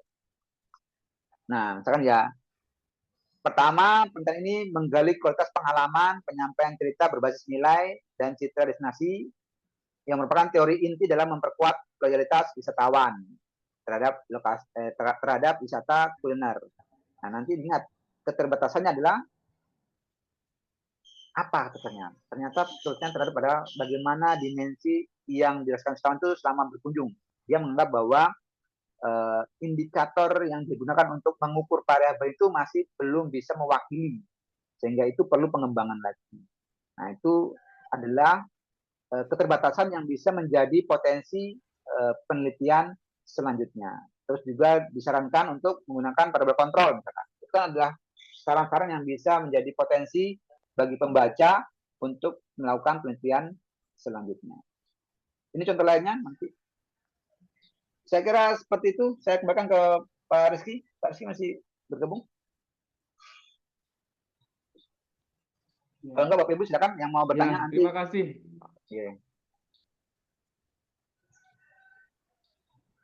Ya, terima kasih Pak Adi atas penjelasannya. Daging semua ya ini ya. Bapak Ibu, mulai penjelasan terkait dengan apa yang editor jurnal mau, apa yang editor itu lihat agar artikel kita itu bisa diterima, bisa dipublish. Lalu Pak Adi tadi sudah menjelaskan secara rinci, mulai dari bagaimana menulis penyusunan artikel yang baik dan benar, abstraknya, pendahuluannya, teorinya, hipotesisnya, lalu ada tadi jumlah sampel, pengukuran variabel, sampai dengan di kesimpulan. Selanjutnya, dari peserta webinar, Bapak Ibu, jika ada yang ditanyakan, silahkan. Ya Pak, saya bertanya Pak. Oke, Pak Joko. Ya. Silakan. Assalamualaikum warahmatullahi wabarakatuh. Waalaikumsalam. Terima kasih Pak Prof. Sri, Pak Dr. Adi. Selamat ketemu lagi Pak Adi. Pak Joko. Memang terima kasih ya diberitahu ini setelah ngobrol-ngobrol juga tuh dipraktikkan di sini, sangat menarik. Ternyata memang banyak kelemahan pada diri saya sendiri Pak Adi ya. Ternyata kan di situ runtut-runtut harus detail gitu Pak Adi ya. Nah, bagaimana Pak Adi ya menyesuaikan dengan runtutan yang Anda sampaikan tadi itu, kadang-kadang kita kan ada keterbatasan itu. ini yang benar atau tidak saya nggak tahu. Antara 5.000 sampai 7.000 kata. Ya, kita harus menyusun seperti yang Pak Adi sampaikan itu. Bagaimana trik yang baiknya Pak Adi? Satu itu. Yang kedua nanti mohon di-share di grup Pak Adi nggih, materi ini nggih. Nggih. Terima kasih itu dulu Pak Adi. Matur nuwun. Assalamualaikum warahmatullahi wabarakatuh. Ya, waalaikumsalam. Ya, terima kasih Pak Joko atas pertanyaannya. Langsung dijawab ya Pak Adi ya, Oke, langsung jawab, Mas. terkait dengan Nanti lupa saya kalau enggak. perututan satu artikel. Oke, oke. Ya, silakan Oke. langsung dijawab, waktu dan tempat persilakan. Oke. Terima kasih Pak Joko, udah ketemu lagi nih. Oke. Untuk pembatasan kata ya dalam satu artikel, sebenarnya gini Pak Joko, kalau saya melihat, kalau tadi Pak Joko melihat dari bahan materi yang saya share itu, saya share ulang ya.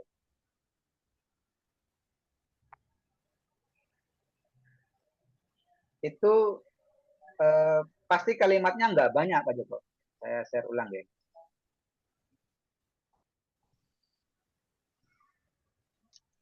Kalimatnya pendek.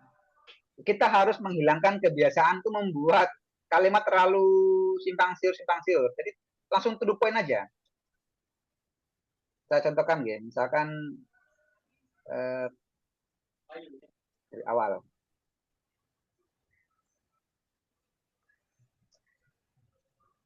Misalkan kita mau membuat latar belakang tentang urgensi. Ini kan kalimatnya nggak banyak-banyak, Pak. Ini kalau di PPT kan memang terlihat banyak ya, karena di PPT kan fontnya terlalu besar. Ini kalau dipindahkan ke Word ini nggak banyak, Pak. Ini cuma 2 baris ini kalimatnya. Jadi kita harus singkat, padat, detail gitu, Pak. Jadi nggak usah terlalu menghiperbolakan kalau pengalaman saya. Jadi satu kalimat, beberapa kata, terus sumbernya apa. Seperti itu aja dibuatnya. Sehingga nanti kita nggak terlalu boros di kata-kata. Kalau terlalu mengarang bebas sesuai opini itu malah cenderung kita banyak penggunaan kata, Pak. Seperti itu. Tapi menurut saya idealnya kalau ke Sinta 2 ke atas, ke Scopus itu memang paling nggak 7.000 kata dengan pustakanya itu sekitar 40-an gitu ya minimal ya. Ya, minimal. Kalau untuk jumlah kosakatanya itu kan tergantung, Pak. Biasanya juga ini jurnalnya. Biasanya kan ada beberapa juga membolehkan sebenarnya, Pak, menggunakan lebih dari yang dia tentukan. Tapi kadang kita kena cas itu, kena biaya tambahan kalau artikel yang tertulis itu melebihi. Misalnya kayak saya itu kan karena terbiasa banyak menggunakan kutipan, itu kan kadang 3 halaman sendiri itu daftar pustakanya. Sehingga akhirnya kalau mau diringkas lagi udah nggak bisa ya. Mau nggak mau saya lebih memilih membayar kelebihan halamannya seperti itu. Nggih, matur nuwun Pak Adi. Penjelasannya mantap, Pak. Terima kasih. Assalamualaikum warahmatullahi wabarakatuh. Ya. Semoga kali ini Mbak Bu Selanjutnya Maria. yang ingin bertanya ada Bu Maria Fatira. Saya ingin bertanya Pak nanti habis itu ya. Nggih, Bu Didi, ada di sini. Bapak Moderator, Assalamualaikum warahmatullahi wabarakatuh. Salam kenal, Dr. Adi Santoso. Saya Fatira dari Politeknik Negeri Medan. Beruntung sekali bisa join Zoom hari ini, di-share oleh teman di WA Group. Yang ingin saya tanyakan ada beberapa hal. Yang pertama terkait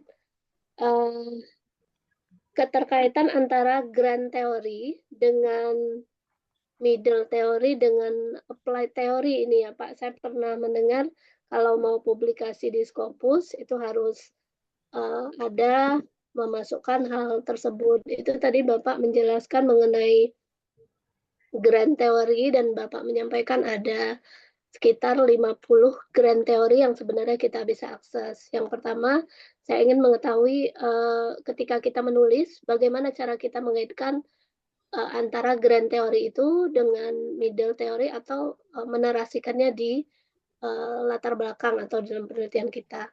Kemudian yang kedua, bagaimana kita bisa mencari referensi ya Pak ya yang terkait grand theory yang tadi Bapak sampaikan ada banyak, sebenarnya ada 50 grand teori yang sebenarnya bisa bolak-balik kita ambil terkait di penelitian sosial. Kemudian yang ketiga yang saya ingin ketahui, tadi Pak Adi menyampaikan dari berbagai pengalaman yang Bapak miliki, salah satunya mempublikasikan artikel di Scopus itu cukup dengan 6 bulan saja sudah publish gitu ya Pak, Masya Allah. Saya ini masih belajar ini Pak, di Scopus terutama di Emerald, karena saya bidangnya di Islamic Finance atau Syariah Islamic Economic ya. Jadi mungkin boleh share pengalamannya sedikit Pak Adi yang 6 bulan itu di jurnal yang mana, apakah Emerald juga, kemudian berbayar atau tidak berbayar ya Pak Adi, mungkin boleh di-share tipsnya seperti apa. Terima kasih Pak Adi, barakallah, semoga semakin sukses. Terima kasih pertanyaannya Bu Marlika dari Politeknik Medan Bu ya. Ya, tadi ada Ya Mas, benar dari Medan. Ya, ada 3 pertanyaan ya Pak Adi ya. Pertama, grand theory dan middle theory, terkaitannya untuk dimasukkan di sebuah artikel. Terus pertanyaan yang kedua itu mencari referensi. Terus pertanyaan yang ketiga, pengalaman Pak Adi Santoso publish di Scopus hingga saat ini. Begitu. Ya. Waktu dan tempat kepada Pak Adi Santoso, silakan. Oke, terima kasih Bu Malia izin jawab ya. Benar bahwa teori itu penting untuk cantum di artikel kita ya, baik itu menggunakan grand theory ataupun middle theory. Nggak masalah, nggak harus ada 2, salah satu pun boleh. Mau pakai babon teorinya boleh, mau pakai yang liternya boleh. Kalau saya untuk menemukan teori, kalau ini kan 50 ya, sebenarnya kalau sekarang itu sudah ada sekitar 60-70-an teori. Karena itu dari mahasiswa yang masih saya bimbing itu dapat teori. Jadi caranya untuk mencari teori itu saya mengajarkan mahasiswa untuk mendownload artikel-artikel internasional di jurnal internasional ya, baik itu di Emerald maupun di SendDirect ya. Kalau mungkin Bapak Ibu familiar dengan 2 database itu, Emerald dan SendDirect. Nah, saya selalu mengajarkan ke mahasiswa saya untuk menggunakan keyword dari tema penelitiannya, sehingga nanti akan muncul artikel yang sesuai dengan temanya. Kemudian secara otomatis akan ada teori yang digunakan di artikel tersebut yang bisa dicontoh oleh mahasiswa. Kenapa? Karena dengan tema yang sama, berarti kan teori itu secara otomatis akan berkaitan dengan tema penelitian mahasiswa, sehingga mahasiswa tidak kesulitan untuk mencari teorinya. Contoh tadi kayak misalkan tentang perilaku konsumen di dalam yang awalnya cuma mau nonton konten TikTok live, tiba-tiba dia lihat iklan produk terus beli. Nah, kira-kira perilaku ini, teori apa yang relevan dengan fenomena ini? Ternyata setelah mahasiswa coba cari di Emerald, ketemulah itu namanya teori SOR ya. Teori SOR itu adalah teori yang berkaitan dengan stimulus, organisme, dan respon. Stimulusnya apa? Stimulusnya itu tadi adalah ada artis yang live jualan produk. Karena itu ada artis sebagai stimulusnya, atau celebrity endorse sebagai stimulusnya, maka muncullah organisme dan juga respon. Responnya apa responnya? Responnya adalah keputusan pembelian online. Seperti itu. Terus ada juga teori TAM juga di perilaku penggunaan digital ya. Misalkan penggunaan Gojek, penggunaan Shopee, itu ada namanya teori TAM seperti itu. Nah, itu mahasiswa memperoleh teori-teori itu karena mahasiswa mencarinya di Emerald dengan menggunakan keyword dari tema yang diteliti. Mungkin Ibu Marlia bisa juga menggunakan pola itu dengan mencari tema-tema yang Ibu teliti di Emerald. Nanti secara otomatis artikel yang Bapak Ibu anggap sesuai itu pasti akan mencantumkan teorinya seperti itu.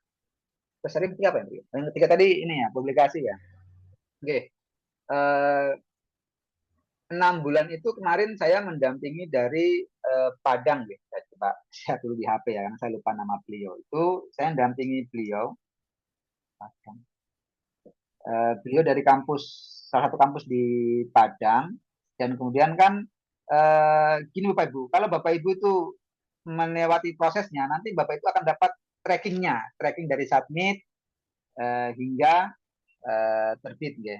Saya coba cek WA saya. Ini kemarin itu waktu saya dampingi, beliau itu submit di September 2023 dan terbit di April 2024. Trackingnya mana? Aduh, sudah nggak bisa di-download. Nah, itu. Masalah berbayar enggaknya saya kemarin kurang tahu Bu, karena saya kan mendampingi. Jadi saya cuma karena nama saya ada di situ, dimasukkan oleh beliau, maka saya mendampingi artikel beliau. Tapi submitnya itu di beliau. Tapi saya dapat emailnya. Tapi kalau untuk trackingnya itu yang bisa download beliau, karena harus lewat akun beliau di jurnalnya untuk mendownload trackingnya. Tapi kalau untuk proses review, submit, review itu saya dapat di email saya. Seperti itu. Saran saya nyari jurnal yang gratis tapi responsif, Bu. Karena kalau kayak kami kan ini di kampus kan rewardnya kan nggak tinggi. Jadi kalau yang berbayar numpuknya di kami nanti. Jadi cari yang gratis. Tapi bukan berarti 6 bulan itu saya langsung ngirim 6 bulan itu. Di jurnal lain juga ada yang sampai sekarang ada yang Bu yang 2 tahun belum jelas terbitnya. Padahal sudah menuntaskan semua proses revisinya. Jadi kita nggak tahu ini ditolak atau gimana. Kami email pun dibalas masih proses, tapi udah mau 2 tahun ini. Saya nggak tahu di proses berapa lama nih antriannya. Saya nggak. Tapi bukan gratis, ya saya maklumin aja. Ya kan resikonya kan kalau gratis ya gitu. Kita nggak bisa nge-push editornya seperti itu. Saran saya gini Bu Mardia, kalau Ibu bingung, Ibu kan nanti kan otomatis akan familiar dengan Emerald kan? Saya contohkan ya. Iya benar Pak Ade. Nah, nanti kalau di Emerald itu, maka saran saya share, misalkan ya Emerald.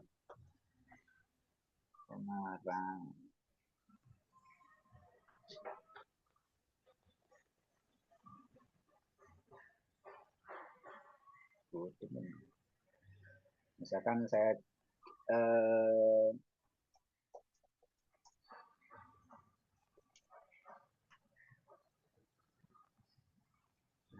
ini kan ada layanan yang kalau mahasiswa ya, saya tuh ngajarin mahasiswa tuh nyari yang gratis di Emerald itu dengan klik only open access ini. Kalau tampil di layar Ibu ya, ini ada Oke. Sebelah kanan keyword, itu ya Pak. Ya, setelah mengklik keywordnya, itu kita klik yang only open access ini supaya bisa ke download soalnya kan. Ke download. Misalkan temanya tentang kinerja pemasaran ya, kinerja pemasaran. Nanti kita tinggal nyari aja yang relevan. Mantap itu. Yang relevan terus. Misalkan nanti anggaplah ini relevan dengan pintam kita ya, relevan oke, tinggal download. Mantap. Ini yang bocor. Oke.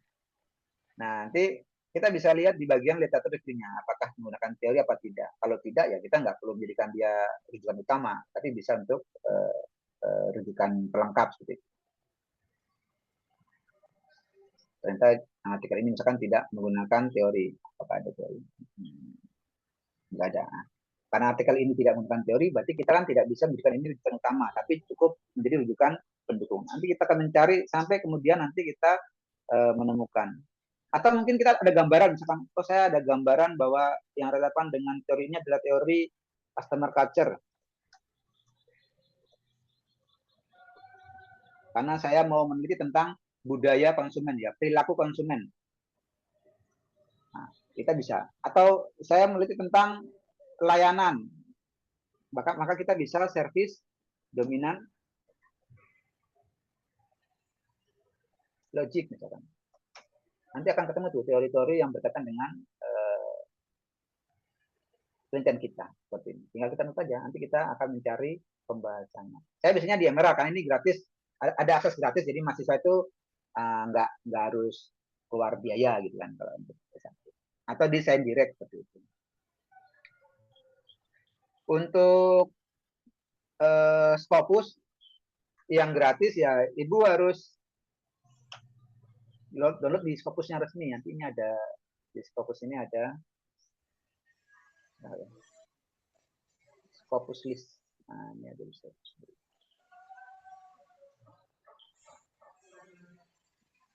Baik, berarti langsung di-download di artikel, nanti ada bahasa teori gitu ya Pak di dalam artikelnya ya. Akan ada Tadi kan teori. yang Bapak tunjukkan ada bagian yang tidak menggunakan teori, jadi Ada. kita memang harus teliti ya Pak ya. Ya, Ya. nanti saya coba. Makasih Dan- banyak ya Pak Adi. Oke. Alhamdulillah. Dan terkadang Bu, terkadang itu dia secara subjudul nggak ada, tapi di paragrafnya ada. Jadi nanti harus teliti-teliti aja di apa secara teliti nanti, karena kadang ada author itu memang dia khusus membuatkan subjudul customer culture theory. Tapi ada juga yang nggak ada subjudulnya, langsung ke paragrafnya di variabelnya, langsung di variabelnya dicantumkan teorinya. Jadi harus dibaca secara detail.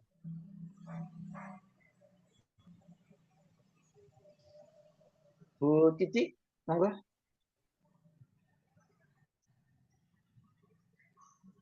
Ya, silahkan Bu ke pertanyaan selanjutnya. Bu Tri Cici ya, silakan. Assalamualaikum warahmatullahi wabarakatuh. Ya, terima kasih Pak Adi, semangat semuanya Bapak dan Ibu. Ini izin menanyakan terkait dengan ini Pak, kalau untuk pemeriksaan yang Sinta 2 itu apa saja ya Pak? Karena saya pernah ngirim itu nggak pernah diterima gitu. Pertama ini apa namanya di Unmu itu yang di Malang ya, itu nggak dimasukkan.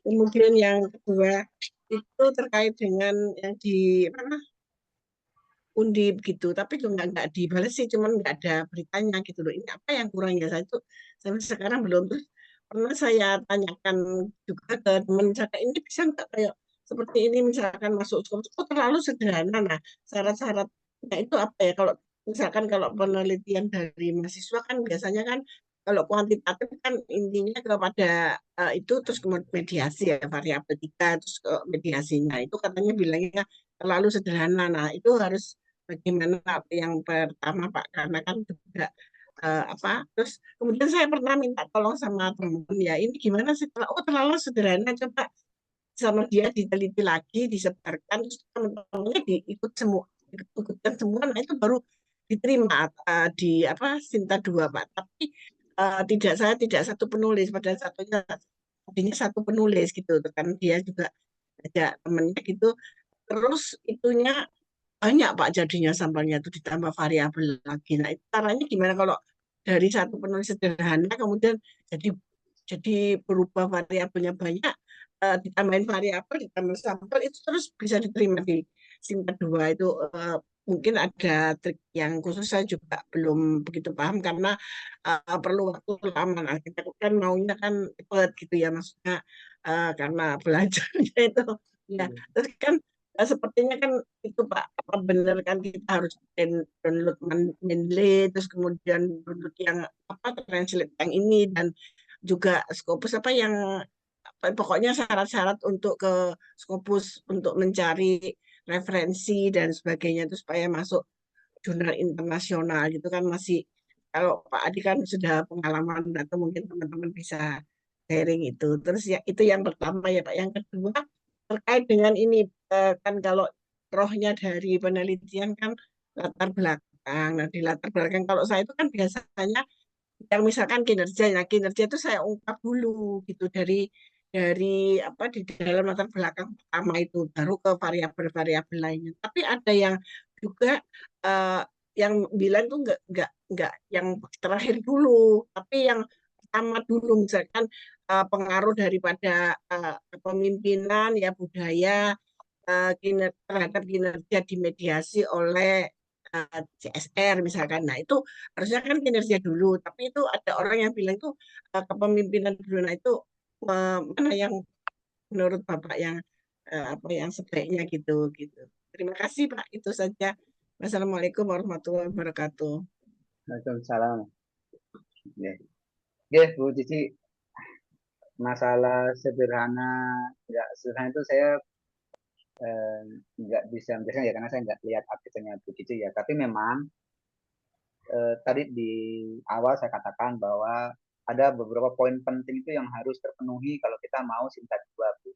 Yang pertama misalkan keterbaruan, terus apa topiknya ya, topiknya itu harus betul-betul topik yang memang relevan untuk di saat ini. Jangan sampai kita mengangkat tema-tema topik yang sebenarnya itu sudah terlalu banyak yang meneliti, sehingga itu akhirnya kan menjadi dianggap tidak menarik topik yang Bu Cici angkat seperti itu. Misalkan kalau Bu Cici dari psikologi, misalkan ya, dari psikolog kan gitu ya. Nah, Saya manajemen Pak, psikolog tapi saya Nggih. terkait sama manajemen tapi Nggih. terkait Maksud saya banyak. gini. Mungkin Bu Cici bisa memandang ilmu MSDM tadi dari persepsi psikolog. Jadi tidak melihat konteks, misalkan tadi apa, kepemimpinan ya. Konteks kepemimpinan itu dilihat dari sisi psikolog, bukan dari sisi manajemen. Itu bisa tuh. Jadi nanti apa keterbaruannya? Ya keterbaruannya kan selama ini kepemimpinan itu selalu dilihat dari sudut pandang manajemen. Jarang dilihat dari sudut pandang psikolognya, misalkan dari psikologinya. Nah, jadi nanti Ibu bisa menggunakan tema topik itu ya, topik tentang kepemimpinan dari persepsi psikologi. Sehingga nanti teorinya itu kan akan menggunakan teori-teori yang teori utamanya adalah teori utama dari psikologi yang atau dikombinasikan dengan teori di kepemimpinan di ilmu manajemen seperti itu. Sehingga nanti akan muncul keterbaruan. Kalau tadi masalah variabelnya jadi nambah berkembang, nah saya nggak bisa jawab karena itu saya juga nggak paham. Kalau saya penelitian itu kan kalau udah jadi, kalau mau dikembangkan ya kan harus diulang, gimana temuannya kan bisa berubah. Tapi ya saya nggak bisa menjawab kalau kenapa bisa itu. Kalau saran saya nanti keterbaruannya Bu dikuatkan, terus teorinya dan juga nanti kontribusinya, sehingga nanti itu menjadi poin-poin yang menarik untuk editor seperti itu. Dan satu poin penting yang ini akan menarik untuk editor Sinta 2, yaitu Bu Cici coba menambahkan editor asing. Misalkan dari Malaysia, Bu Cici punya teman dari Malaysia atau dari Thailand, nah, coba diajak kolaborasi, kita tugaskan untuk misalkan menerjemahkan atau kita tugaskan di bidang apa. Ya, sehingga nanti beliau mau bergabung. Karena kalau tidak ada kontribusi, biasanya beliau juga nggak mau. Jadi nanti misalkan Bu Cici punya teman kenalan dosen di Malaysia, di Singapura atau di Brunei atau di Thailand, ya bisa diajak, nanti diminta tolong untuk kontribusinya di bidang penguatan bahasa. Sehingga nanti ada author asingnya. Biasanya jurnal kalau ada author asing itu potensinya keterima. Di UMY itu syarat untuk bisa terbit di Sinta 2-nya itu harus ada penulis asing. Di UGM juga gitu, harus ada penulis asingnya untuk bisa lolos editor dulu ya, lolos editor itu harus ada penulis asingnya seperti itu. Apa lagi Bu Cici? Ada lagi Bu Cici? Pak, kalau yang dibahas, kalau dia di belakang yang kinerja misalnya yang dibahas itu belakang dulu atau yang di depan dulu, misalkan terkait sama itu. Kalau saya bahas belakang dulu yang variabel dependennya dulu, baru bahas ke ini. Nah, ada yang bilang harus seperti itu, bisa dari awalnya kan kalau kita lihat itu kalau masalah misalkan kinerja ya kinerja kan bahas kinerja itu ada masalah yang betul kan itu. Tapi ada yang bilang nggak harus itu dulu gitu loh yang terkait yang dibahas awal gitu loh Pak, di latar belakang maksudnya itu. Saran saya malah yang harus itu fakta sosialnya dulu, fenomena sosialnya dulu yang dibahas. Ketika Ibu Cici mau bahas tentang kepemimpinan, maka fakta sosialnya atau fenomena sosialnya apa tuh yang berkaitan dengan kepemimpinan, itu dulu yang dibahas. Itu dulu, kemudian nanti akan mengerucut setelah membahas fakta sosialnya, fenomenanya, barulah kita mengkaitkan fenomena itu dengan variabel kita. Boleh variabel X duluan atau boleh variabel Y dulu. Itu nggak ada normanya.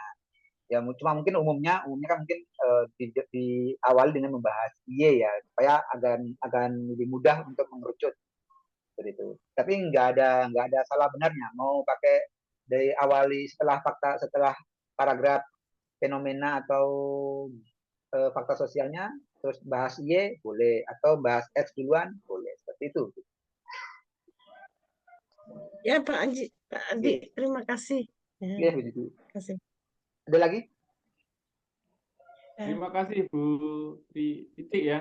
Jadi bisa kita dudukkan bersama ya. Trik-triknya, terbaruan, topiknya relevan dan menarik di era sekarang.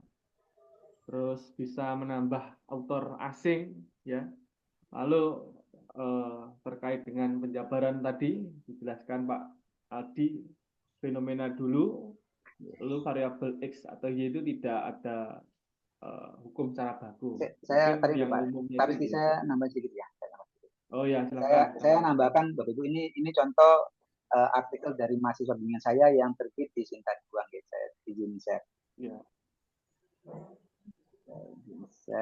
Nah, ini mahasiswa, ini Sinta 2 dari kampus UNESA. Ini nama jurnalnya Bisma kemarin tahun 2003 mahasiswa saya terbit. Ini nama mahasiswanya ada Mbak Reni ini.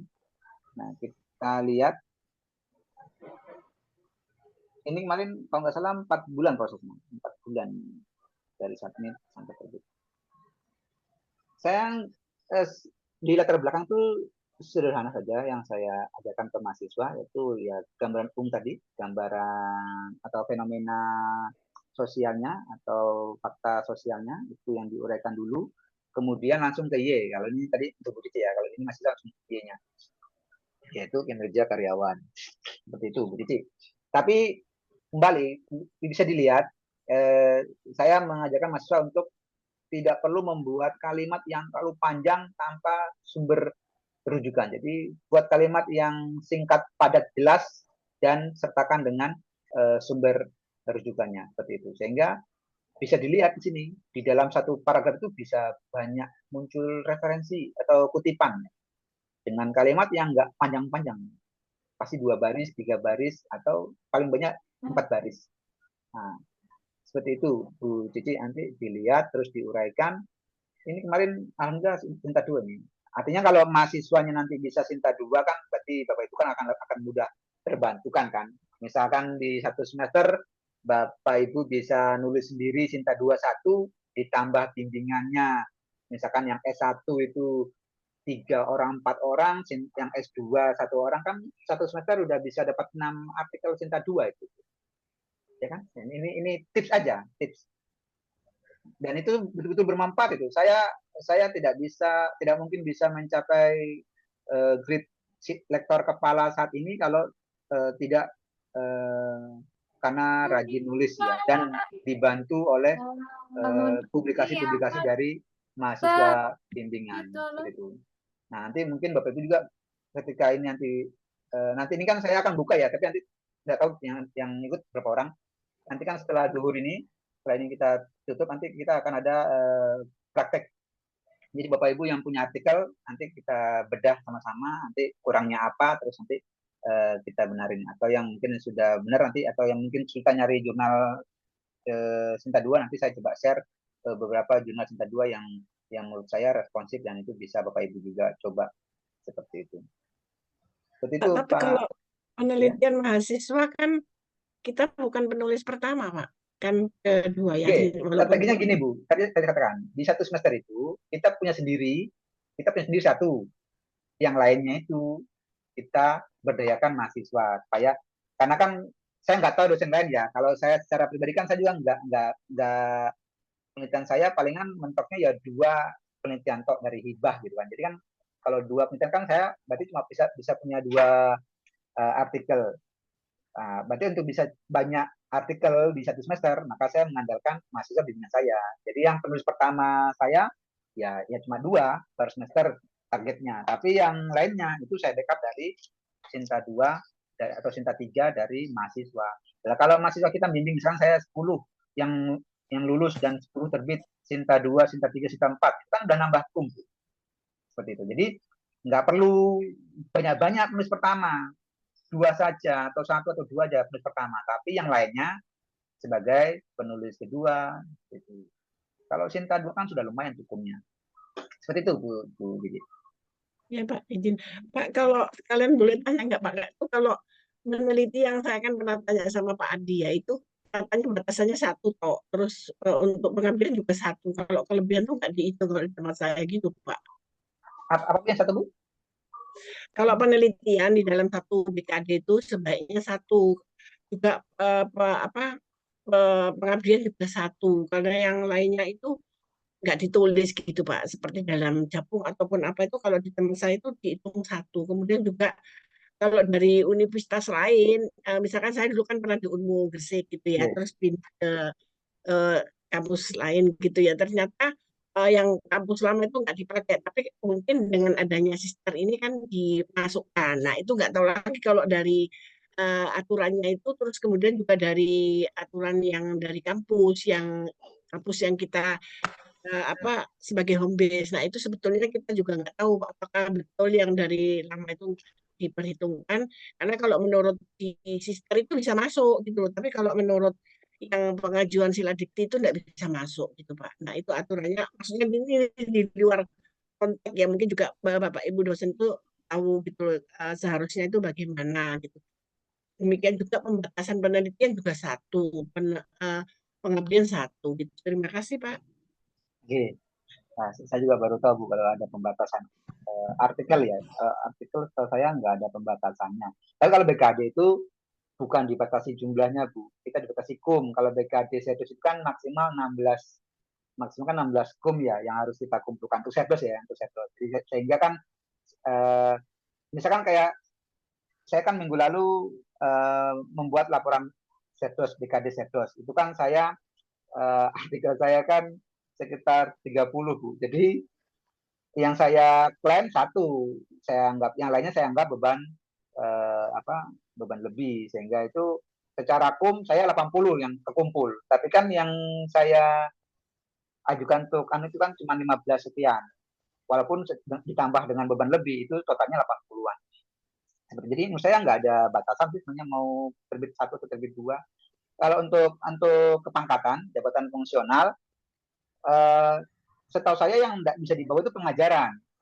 Tapi kalau misalnya kayak pengajaran pembimbingan ya. Tapi kalau kayak buku ajar, buku referensi, artikel itu masih bisa kita ajukan selama buku atau buku ajar itu ataupun jurnal pengabdian itu terbitnya setelah in-passing. Karena kan memang untuk kepangkatan berikutnya itu terhitung dari in-passing sebelumnya. Jadi seharusnya nggak ada masalah.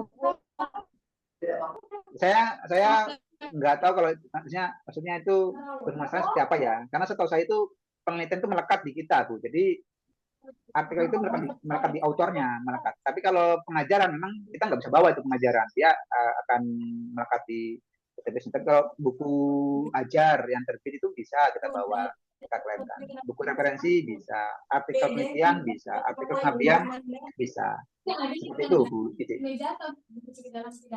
Ya Pak, kok berbeda-beda di aturannya ya. Terima kasih Pak.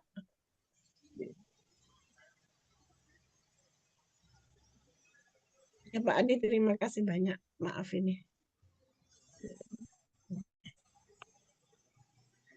Ya, terima kasih Bu Tri Icik atas pertanyaannya. Untuk sesi pertama ya Bapak Ibu, mungkin akan dilanjut ke sesi kedua nanti jam setengah 1 ya, 12.30 sampai jam 15.00 itu praktek penulisan artikel, submit, tanya jawab, dan diskusi bersama.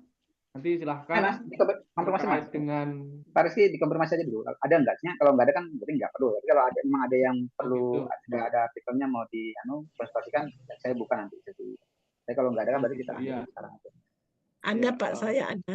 Nanti tanya. Oh ada ya, Bu Tri ada. Jadi nanti dipersiapkan Bu artikelnya yang akan disiapkan untuk dipublis. Nanti Pak Adi akan mendampinginya penulisan. Mungkin yang lainnya selain Bu Tri ada ya?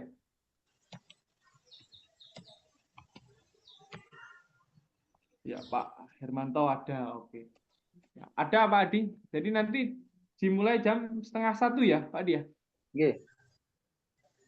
Ya, jadi nanti untuk sesi kedua ya, materi kedua kaitannya dengan praktiknya penulisan Pak Hermanto ini nanya apa artikel. mau Pak Hermanto ini mau bertanya atau mau yang klinik yang anunya yang pendampingannya? Izin Pak Adi. Yes. Iya Pak. Halo, izin Pak Adi. Assalamualaikum. Waalaikumsalam. Ya, waalaikumsalam warahmatullahi wabarakatuh. Suaranya kok kecil ya Pak Adi ya? Saya kecil Pak. Saya. Injih Bapak. Ya. Ya, Mohon Pak Pak. Hermanto ini mau bertanya apa mau nanti ikut sesi yang kedua praktik tulisan artikel? Insya Allah ikut yang sesi kedua Bapak. Oh, iya. Ya, insya Allah. Ya. Oke, siap. Pak Rizky, suara saya masih kecil. Pak Rizky, suara saya kecil. Ya, Pak Ya, Adi. kecil semua Bapak, suaranya Pak Adi sama Pak siapa ini? Ya. Suaranya agak kecil. Oke.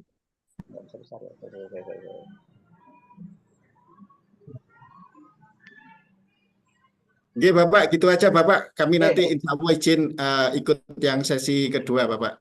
Oke, Pak Hermanto, nanti saya nanti kita masuk lagi Zoom di jam 11.30, nanti kita masuk Zoom lagi.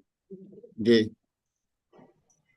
Ya, Bapak Ibu, terima kasih atas waktunya sehingga kita semua dapat berdiskusi bersama dengan Pak Adi. Kita dapat pelajaran ya yang sangat berharga. Terima kasih ke Pak Adi atas materi dan pengalamannya yang sudah di-share ke rekan-rekan. Mungkin sekian ya pertemuan terkait dengan pemateri 1. Kita akan lanjut di materi 2 nanti jam 12.30 setelah zuhur. Sekian dari saya, kurang lebihnya mohon maaf. Assalamualaikum warahmatullahi wabarakatuh. Waalaikumsalam warahmatullahi wabarakatuh. Pak Rizky, nanti masuknya dengan link Zoom yang sama ya, Pak? Ya, link Zoom yang sama. Iya, Bu, link Zoom yang sama. Silahkan dipersiapkan. Iya, Pak. Tapi mohon maaf, Pak, saya absennya nggak bisa, Pak. Chat saya itu isinya kosong. Saya nggak bisa lihat. Pak Rizky, nanti kami kirim lagi, Bu. Oh, iya. Di WA aja kali ya, Pak ya. Tapi saya nggak ada di grup. Ya, terima kasih Bapak. Izin live. Terima kasih. Assalamualaikum. Terima kasih Bapak Ibu. Saya juga izin live ini ya. Nanti buat ditutup Pak Rizky. Nanti linknya sama kok, nggak perlu tinggal klik lagi. Ya, tak live dulu.